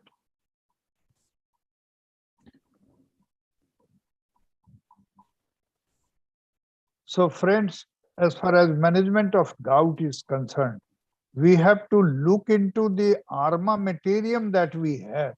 Similarly, we always keep on choosing our instruments before going for a particular surgery. So similarly, we have to look into various stages of the disease, and now the disease is not classified as acute and chronic. We say there is a gout flare, there is a intercritical stage, and we can say there is a chronic stage. So we have so many drugs available in our basket, which are basically urate lowering therapy. Are you there? Okay. Dhansekar, yes, please go ahead. Thank you, Dr. Jha, and all the faculty members of the IOA Rheumatology Committee. I'm going to talk about calcium oxalate and miscellaneous crystal arthropathies. First, we talk about oxalate crystal deposition disease. This is a type of very uncommon type of arthritis characterized by deposition of calcium oxalate crystals within the synovial fluid, typically seen in patients with hyperoxaluria. It indicates elevated blood oxalate levels, which gets deposited in the tissues. Oxalate is an organic compound that can be generated endogenously via metabolism or incorporated exogenously via the diet. So there are basically two types: primary hyperoxaluria, which is a genetic disorder resulting in endogenous overproduction, or secondary hyperoxaluria, where there is increased absorption from the gut because of high dietary oxalate intake. The typical high oxalate foods include spinach, rhubarb, sweet potatoes, peanuts, and tea. These cellular culture experiments have shown that once the oxalate crystals get adhered to the cells, they cause a cascade of response that includes crystal internalization, changes in gene expression, cytoskeletal reorganization, and possible cellular proliferation. So there is deposition of crystals inside the joint, bone, even vessels, muscles, and nerves. So they present with bone pain, joint pain, can be acute or chronic, skin oxalate deposition, myocardiopathy, obliterative vascular disorders, or periodontitis. So usually the DIP and PIP of the fingers are the commonly affected joints. It also affects wrist, elbow, knee, ankle, and feet. The previously damaged joints like DIP, where there is deposition happens, there is also soft tissue calcification. It mimics erosive osteoarthritis or atypical diuretic-related gout. Deposition in nerves causes polyradicular neuropathy, and muscle it causes painful myopathies. Excuse me, I'm going to mute everybody. Raja, you unmute after that, right? Yes, yeah. Unmute. Yes, sir. Right. So the image of the DIP joint shows there is a soft tissue calcification around the joint and also erosion of the articular surface. There is also deposition of calcium oxalate crystals in the skin and formation of multiple granuloma. You can see the middle image, there is deposition in the metatarsophalangeal joints with the soft tissue calcification. And the image on the right shows finger joint soft tissue calcification with articular erosion resembling a hyperparathyroidism. So investigations include high resolution CT scan. Bone biopsy can demonstrate oxalate crystals and granuloma. Bone marrow involvement can cause anemia resistant to erythropoietin stimulating agents. Biopsy of the peripheral nerve can reveal crystal deposition within the axons and epineural blood vessels, which leads to demyelination. Radiograph does not differentiate it from CPPD. The gold standard in diagnosis demonstration of positively birefringent crystals within the synovial fluid or tissue that stain positive for alizarin red. This is a typical stain used to differentiate this type of arthropathy from other type of crystal arthropathies. Secondary hyperoxaluria can be diagnosis in cases of GI malabsorption like small intestinal resection, bariatric surgery for obesity, chronic pancreatitis, and inflammatory bowel disease. If there is coexisting diseases like this, it can result in secondary hyperoxaluria, but diagnosis is done by arthrocentesis and synovial fluid analysis and staining with alizarin red. Treatment is basically NSAIDs, colchicine, and steroids. It should be avoided when there is renal problem or renal transplant recipients. Intraarticular steroids or oral steroids help in acute flare-up. Interleukin-1 beta inhibitor therapies are coming up. For a primary oxaluria, treatment is hemodialysis. These patients have renal and liver transplant as a final option. Low fat and low oxalate diet can be useful for these patients, both primary and secondary oxaluria. Coming to the calcium appetite deposition disease, it usually happens in the periauricular location due to deposition of calcium hydroxyapatite, usually around the rotator cuff of the shoulder. It can acute CPPD disease can present like a malignancy or infection. So this is an example of typical deposition in the shoulder. There is a ill-defined, inhomogeneous calcified mass around the rotator cuff insertion. So how do we differentiate it from myositis ossificans? They don't have cortical margins, and these are you have to differentiate diagnose between a tendon or bone avulsion.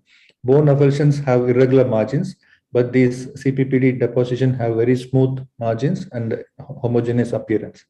They also can be seen in the hip periarticular tissues, around the MCL insertion around the knee, in the elbow, or in the gluteal tuberosity region. The tendon insertions are more prone for calcium apatite deposit. CT scan can show the calcified mass better. MRI shows gross periarticular edema, around soft tissue edema around these calcified spots, and bone scan shows increased uptake. But these type of investigation modality are not necessary. But if you have acute presentation mimicking infection or malignancy, we can use these additional modalities. So acute symptomatic CADD usually can be treated conservatively. Chronic disorders can be treated by minimally invasive techniques or surgery. Extracorporeal short wave therapy are very useful, and barbotage, which we already discussed, is multiple needling of the lesion are also helpful. The last arthropathy I've discussed is ochronotic arthropathy.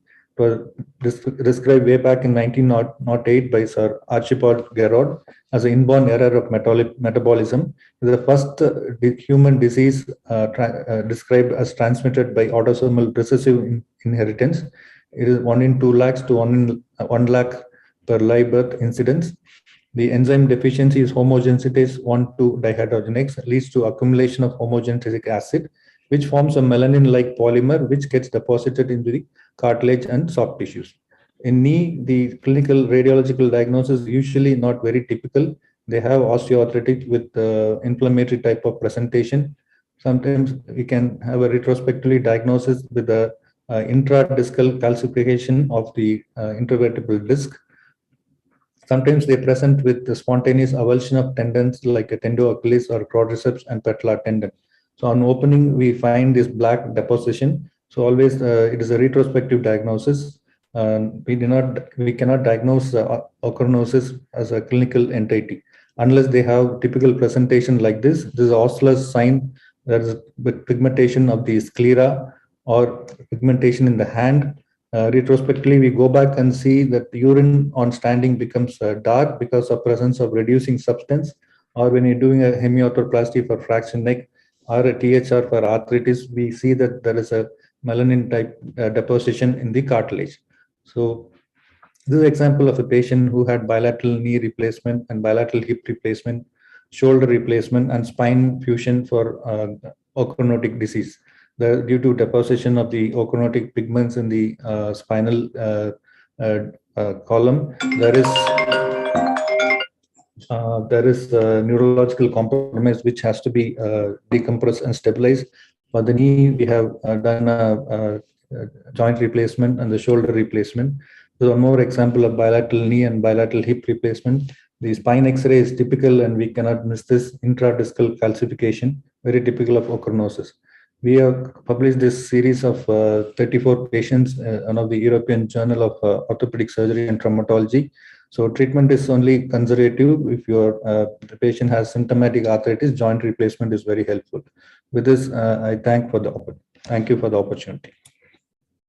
Right. Thank you, Dr. Raja, for a very good presentation on a very unusual topic. And you have performed shown all these surgeries which are likely to be performed and the other aspect of management. Mohit, are you back? Yes, sir. Yes. Yes, sir. please go ahead with your presentation. Yes, sorry for the interruption. No, you can't help it. I'm going through the same thing. Right.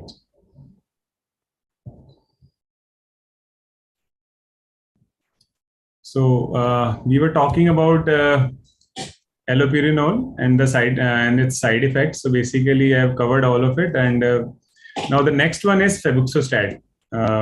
It's also a xanthine oxidase inhibitor. Comes in dosages of 40, 80, 120 milligram. The price is a little on the higher side, 13 to 15 rupees per tablet. It is preferred in renal diseases The side effects include diarrhea, headache, increased liver enzymes, nausea, and skin rash. It should be avoided in pregnancy and lactation. Now, another one is topiroxostat, new kid on the block. It's comes in the dosage of 20, 40, and 60 milligram. Price is a little lower than febuxostat, rupees 8 per tablet. Now, it has got an advantage than febuxostat is it significantly lowers serum urate levels in hyperuricemic patients receiving hemodialysis and may preserve renal function in patients with overt diabetic nephropathy. So basically preferred in patients with deranged renal functions. Now coming over to the uricosuric drug, probenecid, it's a highly lipid-soluble benzoic acid, blocks the resorption of urate.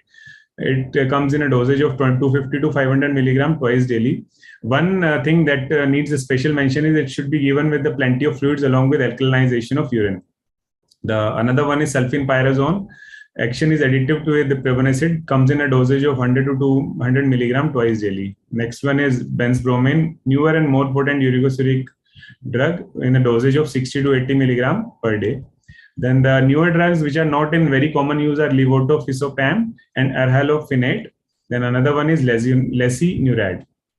Now, this is a newer drug with a new mechanism of action, rasburicase. It's a recombinant version of urate oxidase, which an enzyme which metabolizes uric acid to allantoin. It is given intravenously. The price is about 7,800 rupees per vial of 1.5 milligram. Now, it has to be used cautiously in patients with G6PD deficiency, for whom it is contraindicated because it can cause methemoglobinemia. There has been an incidence of anaphylaxis with this drug. Pegloticase is the same to rasburicase. However, it is pegylated, which increases its elimination half-life, making it suitable for long-term treatment when compared to rasburicase. Now, coming over to the guidelines now, urate lowering therapy guidelines as per NICE, National Institute for Health and Care Excellence UK. So, urate lowering therapy should be started after the first attack. Then, if there are more than 2 attacks in 6 months, then renal diseases, uric acid, renal stones, tophi, and prophylactically, it can be given in patients on cytotoxic drugs and diuretics. Now, the latest guidelines that have come up with are American College of Rheumatology guidelines in 2020. So basically, we'll be going through that guidelines. So one thing that needs mention is lifestyle modification. We have to limit alcohol intake, purine intake, and high fructose corn syrup. And weight loss is recommended if the patient is obese. Vitamin C to be added, although American College of Rheumatology do not recommend it. Now, I was listening to Dr. Raja's slide also, because high doses of vitamin C is not advocated, because high doses of vitamin C is converted to oxalate and it can give rise to calcium oxalate stone. So low dose vitamin C can be given to the patients who are on urate lowering therapy. Dietary advice, as usual, avoid alcohol, red meat, fish, yeast extract. Then the general principle of treatment are always start with lower dose of drugs irrespective of the ULT class. Now, when to start is when there is subcutaneous tophi, 1 or more, frequent gout flare, 2 or more in a year. And for patients with first flare, you start ULT only when the uric acid level is more than 9 milligram per deciliter, or the patient is in chronic kidney disease stage 3 or more, or he or she has urolithiasis. Now, asymptomatic hyperuricemia means there is no gout flare, no tophi, no need to start urate lowering therapy, only if the patient is asymptomatic and he doesn't have any comorbidities. Sometimes in our clinical practice, we see patients with non-specific pains like backache, shoulder pains, myalgia, in whom uric acid level is high. We can start urate lowering therapy. Then hyperuricemia in cardiovascular patients, you should start urate lowering therapy because the hyperuricemia is itself a pro-inflammatory condition. It causes systemic inflammation, and also it causes uric acid, causes endothelial dysfunction. Hence, there is definite role of hyperuricemia treatment in cardiovascular patient, and same goes with the renal patients. It has been shown to delay the progression of renal failure in patients of renal disease if we treat hyperuricemia. Now, allopurinol should be preferred over all other drugs, including those in patients with CKD stage 3 or more. Then xanthine oxidase inhibitor preferred over uricosuric acid as such.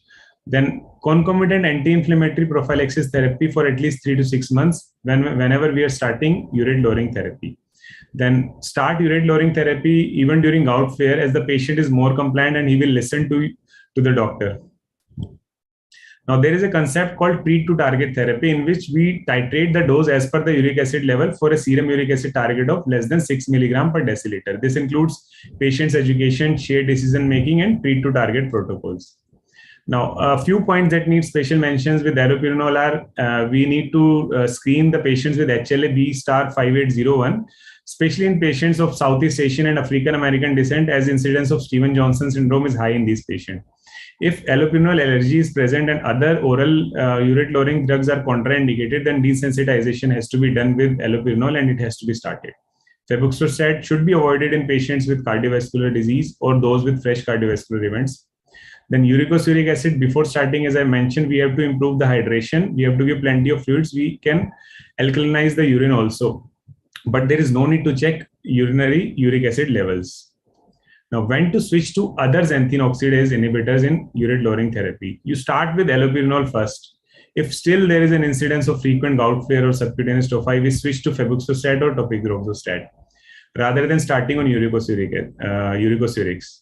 Then even if after the uricosurics, if the patient is not getting relieved and if the patient continues to have frequent flares or subcutaneous tophi, then pegloticase therapy, which is intravenous therapy, can be started.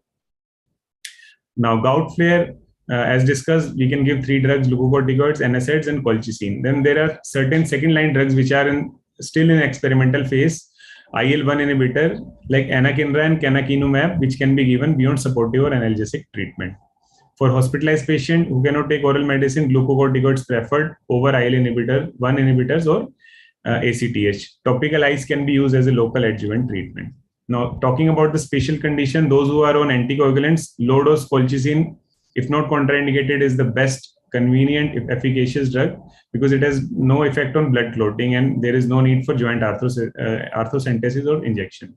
Then oral glucocorticoids only if there is a polyarticular involvement, but we have to rule out history of peptic ulcer disease or GI bleeding. Then joint aspiration and glucocorticoid injection can be given, but we have to do coagulation profile first in order to avoid hemarthrosis. Then one NSAID that can be given in those patients who are on anticoagulant is celecoxib, because it does not have the antiplatelet property as other NSAIDs have.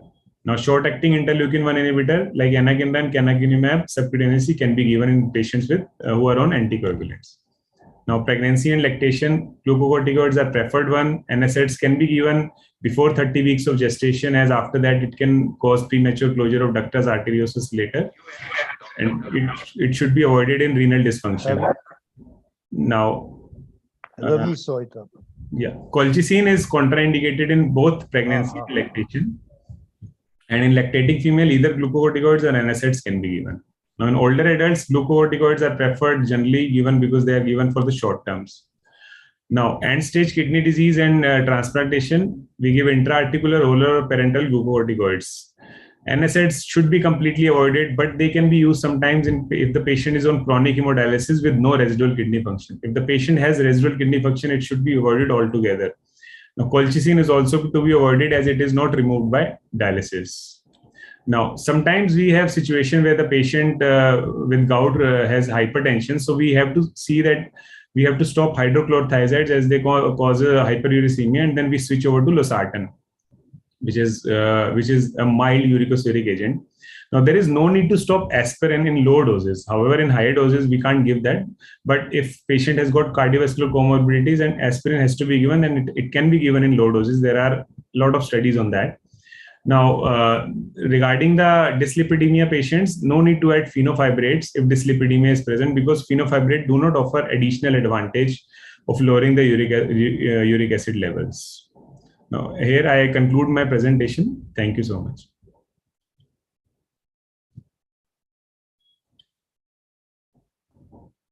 Thank you, Mohit, for a very wonderful presentation on all facets of management of gout.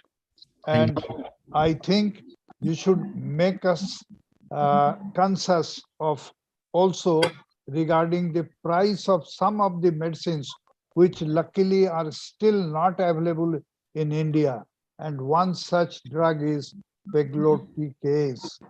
The price of 1 ml of this drug is $36,000 US, and it has to be given every week or fortnightly. Can you tell us the dose? Pegloticase. Yes. So, rasburicase, I mentioned the vial 1.5 milligram. Cyclotic is because it is not available in India. Right. It don't go through that. It is 1 ml given IV in 250 ml normal saline, and it has to be repeated at most at 15 days interval. So insurance companies have a big role to play, but this is definitely indicated only in cases where it is refractory to other modes of management. So as I was talking when you got interrupted, that we have to look into our armamentarium of drugs that are available with us and look into the stage of the disease, keep the patients under regular follow-up. Follow-up is so very important, but unfortunately, this is not so in our country. But at least one thing I have observed, that incidence of gout has increased almost double-fold, more than the increase in population or higher longevity. So with this scenario, there is consciousness in patients. They will come forward and tell you, doctor, I have got my uric acid done and it is normal. And then you are at least starting from a point where the patient is already there with the uric acid and related reports. Yes. Well, friends, now it is one thing I want to mention, because the incidents you said, what I've seen in my practice is because of the dietary habits they have changed. You know, patients more and more are eating high protein diet like soya beans and especially the non-veg. So that's why it is causing more, incidence of gout and hyperuricemia. That is something very true, that diet has a role. I said in the very beginning, nutrition. But now people have also come to the conclusion that diet alone or diet in majority of the circumstances is not one limiting factor in management of gout. It Yes. will have to revolve around urate lowering therapy. Yes. Now, friends, we have only 4 or 5 minutes left. After this was my presentation. Unfortunately, my computer is also working haywire. So I will talking only in few sentences about what I intended to present. Friends, all of us know that gout is a separate disease and rheumatoid arthritis is a separate disease. What I wanted to say through this presentation, that both can coexist. Though very few cases have been reported, but there are reports, and there are reports from countries like New Zealand and other countries that they do exist. But total reported cases do not exceed more than 100. But the other argument is that something is not being reported does not mean that they do not coexist. Friends, if drugs given to the patient for rheumatoid arthritis or maybe NSAID induced renal function defect, the kidney, once it is affected, this will result into poor functionality, and so there is hyperuricemia. Well, there are drugs also which somehow helps in elimination of uric acid from blood, like leflunomide, like IL-1. So they keep on clearing uric acid, and hence also in a case of rheumatoid arthritis, this is not visible. So in refractory cases, where we have treated our gout patients, treatment to target, and they have not responded, we must look into investigating the patient where the other disease is present, and vice versa. Two things: elderly patients, obese patients. These two are patients who are likely to suffer from gout. So if it is a patient of rheumatoid arthritis, polyarticular pattern, and the patient is elderly and obese, think of gout as well. With these words, I would like to request Professor Dilip Mazumdar. In fact, we had certain quiz questions which I am not coming forward today. So, Yeah. Professor Mazumdar, please.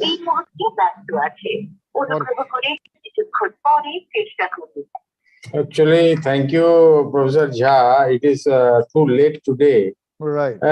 Everybody was a genius here, and the genius have already told about the different drugs. And if to start with the Panang Bhushan, who actually the genetic role of the gouty arthritis, and Allen syndrome was there, and this was really ice breaking. I can tell you it is ice breaking. Right. And many things, the orange sand story of 1964, starting from the AGPRT gold, what is the gold standard, exogenous, endogenous role, how it is hitting the basal ganglion and the axis, and all things have been covered up. And this was a marvelous thing that I was there. And how the anger has caused, and there is also infliction on the body. There's a dangerous thing that has also occurred. He has told about beautiful stories and all that background. Very nice.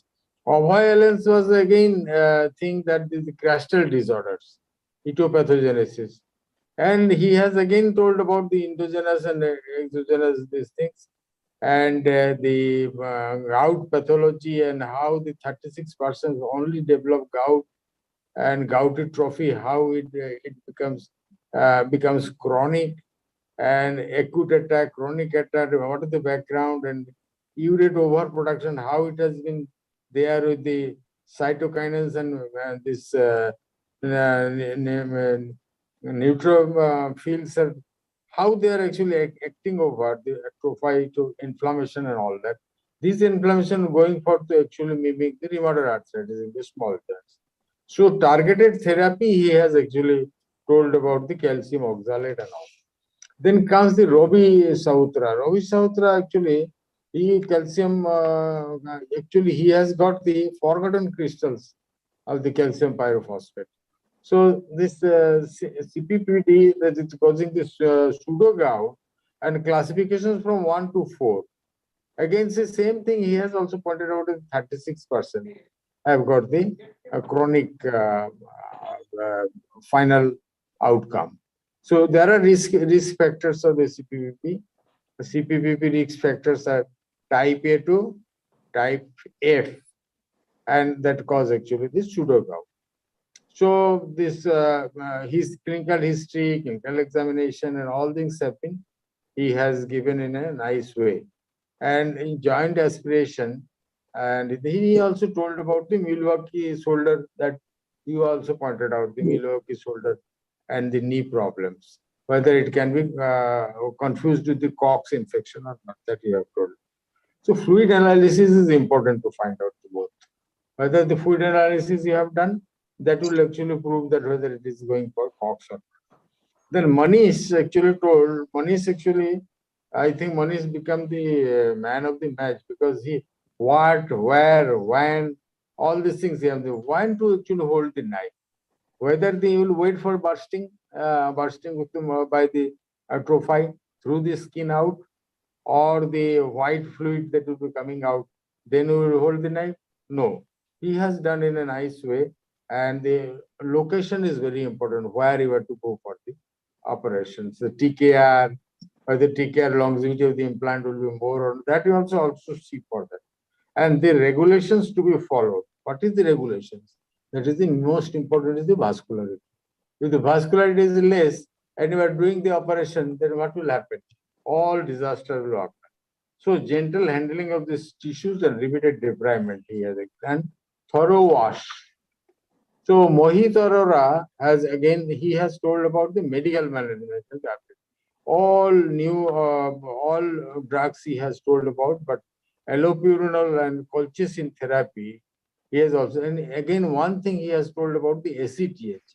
This ACTH we actually do use in case of adrenal suppression, but he has also hinted about that thing, glucocorticoid therapy. There are 3 layers of that. Intraarticular hydrocortisone after respiration, but must have a culture because septic arteries also can confuse. Dhansekar Raja, yeah, calcium oxalate and miscellaneous crystals. So again, he also told about the primary 2 types, secondary, and joint has got the chronic finger joints, and the most is the common is the finger joints and the knee. So in investigation of HRCT, that bone biopsy and positive alizarin red, alizarin positive, alizarin red staining, that is important for those crystals. So the CPPD shoulder involvement, again he has told about the ESWT, that is actually therapy, short wave therapy, and multiple needling. And he has also pointed out the melanin-like pigmentation in the presentation of the position of the joint. Spontaneous avulsion of tendons and the pigmentation of the sclera, and oncotic also arthropathy, chronic arthropathy, but TKR is advisable. Then comes the Amarnath. Amarnath has actually, I could not, I was, some disturbance was there, but still like coexistence, the gout and these investigations of the crystal arthropathies he has told about, and he has told radiological investigation. Very nice radiological of double line he has shown that I still remember. And this the patellofemoral joint, that is in the patellofemoral joint, is a non-weight bearing joint, but having that type of osteophytes. So that investigation, radiological investigation he has told about, but not expensive investigations. And Professor Jha has also, because there is some problem with the transmission, so he has told about the how the rheumatoid arthritis coexist with the very rare, actually very rare, very rare. I do not know how many cases I have seen in my life, but it is very rare, but coexistence may occur. It is important because of the inflammatory stage of the disease of the crystals. When there is the inflammatory stage, that actually mimic the rheumatoid arthritis. That is the problem. But regarding the joint damage, that is, as he has told, the joint damage is not that the intraarticular, it is rather extraarticular or away from the joint line. But the rheumatoid is actually the concentric reduction. So that is the way we have to find out. But clinical examination is a must, and that will give you the lot of clue. Even in the oligoclonal bursitis to the this nodule, it can be very well can be seen in clinical examination. So thank you everybody. All golden speakers have done a nice job today in the night. Almost it is going to be midnight, I think, isn't it? No, only 10 p.m. We are. It's only 10. Sorry. It's only 10 p.m. Yes. Okay. Thank you, So sorry, Professor Majumdar. Sorry, and I actually apologize. Okay. For the So mistake. I would enjoyed. like to highlight one point as well. Today we have been talking about hyperuricemia and gout. But dear friends, there is a condition of hypouricemia also. Yeah. So whenever the serum uric acid is 2.5 and below, become conscious of some renal disease, right? So this is one point that I wanted to make note of. And number 2 points, I will like to respond. I will like 3 speakers to respond. Dr. Manish Khanna, Dr. Abhay, and Dr. Mohit. Hyperuricemia and gout. And there has been an American College of Rheumatology. So this question, first of all, goes to Mohit. That Mohit, what is the status of 2020 ACR recommendation regarding management of hyperuricemia?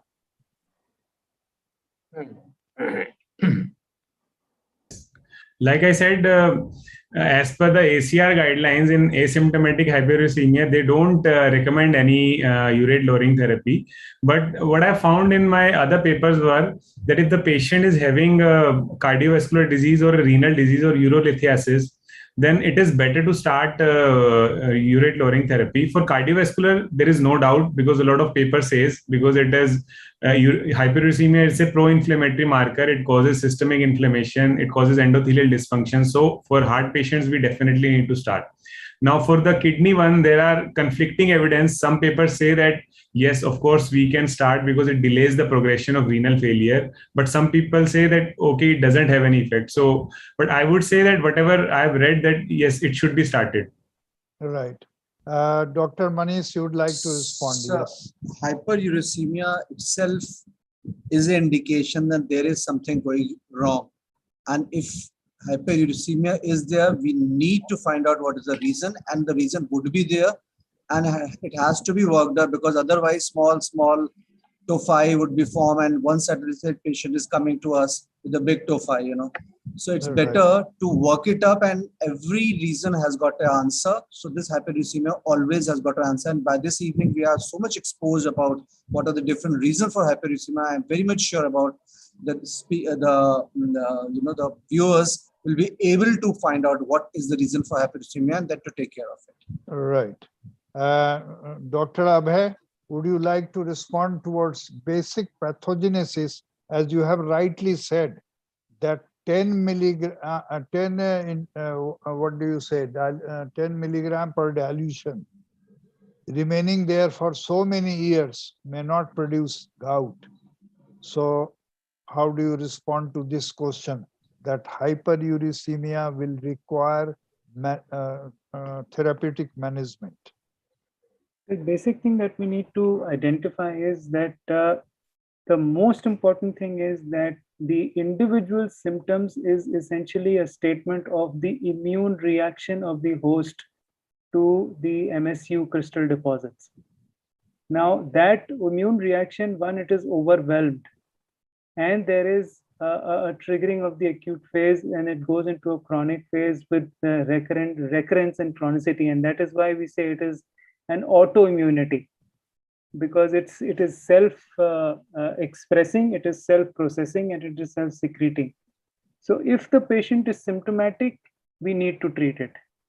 And if the patient is into a phase where they are into a silent hyperuricemia, then also we need to understand that not all silent hyperuricemias can be left alone, because there are certain genetic predispositions which we are not very clearly aware of as of now. And once the understanding is better, some of these hyperuricemias, silent hyperuricemias, also need to be treated. Right. So Mohit, yes, you wanted to conclude, please. Your concluding sentence, you were trying to say something more? Dr. Abhay. Oh, okay. Yeah, so essentially treat all symptomatic hyperuricemias. Be aware if patient has silent hyperuricemia. We do not know enough which silent hyperuricemias to treat, but the disease is best treated till it's best treated when the radiological footprint is the least. So that is of primary importance. Once the damage is done to the joint, then we are looking at salvage options. Right. So finally, there is a shift from no treatment to asymptomatic hyperuricemia to treating them after thoroughly investigating them so that they do not get converted into gout or other systemic diseases like cardiac involvement, etc. Is that right? So with these sentences, and Dr. Mohit, if I understand it clearly, there are mentions by 2020 American College of Rheumatology now emphasizing that hyperuricemia, even though asymptomatic, may be treated therapeutically. So with these words, now I will again first welcome our respected member, Dr. Tiwari, and request him to say vote of thanks. Quick one. Good evening, everybody. And thanks for the Gout Crystal Orthopedic talk. We have been listening to Dr. Ramesh Sen, Naveen Thakkar, Panag Dwivedi, Jhasa, Amarnath, Dr. Manish Khanna, Dr. Raja, Dr. Sahesa, Abhay Alayang, and Dilip Majumdar, and Apko Mohit Arora. So today we had the galaxy of all the stars sitting at one place and discussing the very difficult task and making the things simple for the common man. Now we know some basic things, where to operate, where to start the medicine, and now how we have to proceed. Thank you for providing a space, and thank you to IO for today's meeting. Okay, on my behalf also, I thank all the learned speakers, our faculty members for being present throughout, which is the demand of any such teaching program. Now, I would like our convener, Dr. D.P. Bhushan, to conclude and end this session. It was a very enlightening session and many myths busted, many confusions solved with a surgical input when orthopedic surgeon supervenes over the rheumatologist. Now we have made it amply clear that it has to be an orthopedic surgeon to treat the joint problems than to be a plain rheumatologist, and that has been our goal. All the speakers have done the things beautifully. Dr. Majumdar and Dr. Tiwari has concluded well, and we are very thankful that from the Halong Bay of Ho Chi Minh City, the natural wonder of the world, our Ramesh Sen has also joined. Thank you very much. The team is closed. Thank you. Bye-bye. Thank you, sir. Bye-bye. Okay, bye. Good night, everybody. And we'll Thanks meet again. in Calcutta. Next time we'll meet in Calcutta next month. Yes, any announcement, Professor Manish? So to all delegates, rather to all the young orthopedic surgeons throughout the India who are looking into this program, we'll request you to join to Calcutta for the international conference, which will be having a lot of medical and surgical advanced topic to take home a good message from Calcutta. So we expect a lot of people to join there from the conference. Thank you so much. Okay, bye. Thank you. Thank you, Professor Thank you, sir. Jha. Thank Bye, you, sir. good night. Thank you, sir. Thank Yes, you. Good night. Dr. Good night. Dilip, Yeah. thank you. Thank you for Thank you. summing it up so nicely. Thank Okay, you very Professor much. Thank Ravi, you. good And night. Dr. Dilip sir is always very patient, listen to everyone. Yes, yes. He listens to each and every slide. He doesn't miss anything. He doesn't, miss to mention all the important points also. Yes, you are right. Thank you. Not all, because there is no time. Mr. Rishi, are you there? Thank you very much. And Rishi, you can organizers, close now. Thank you very much. Right. yeah, Thanks they for are the also cooperation. recording or not? Recording or not? It is recorded. Yes, it is recorded. Right. Okay, Okay. thank you. Bye. Thank you. Bye. Thank Thank Goodbye. you, Rishi. Thank you so much. Bye, sir. Bye. Thank you. Neeraj is also there. No, Ne- sir. Neeraj sir He has must left. have left. Convey our thanks to him as well. Right. Yes, sure. Okay. Bye. Good night. Bye bye. Good night. Good night to all of you.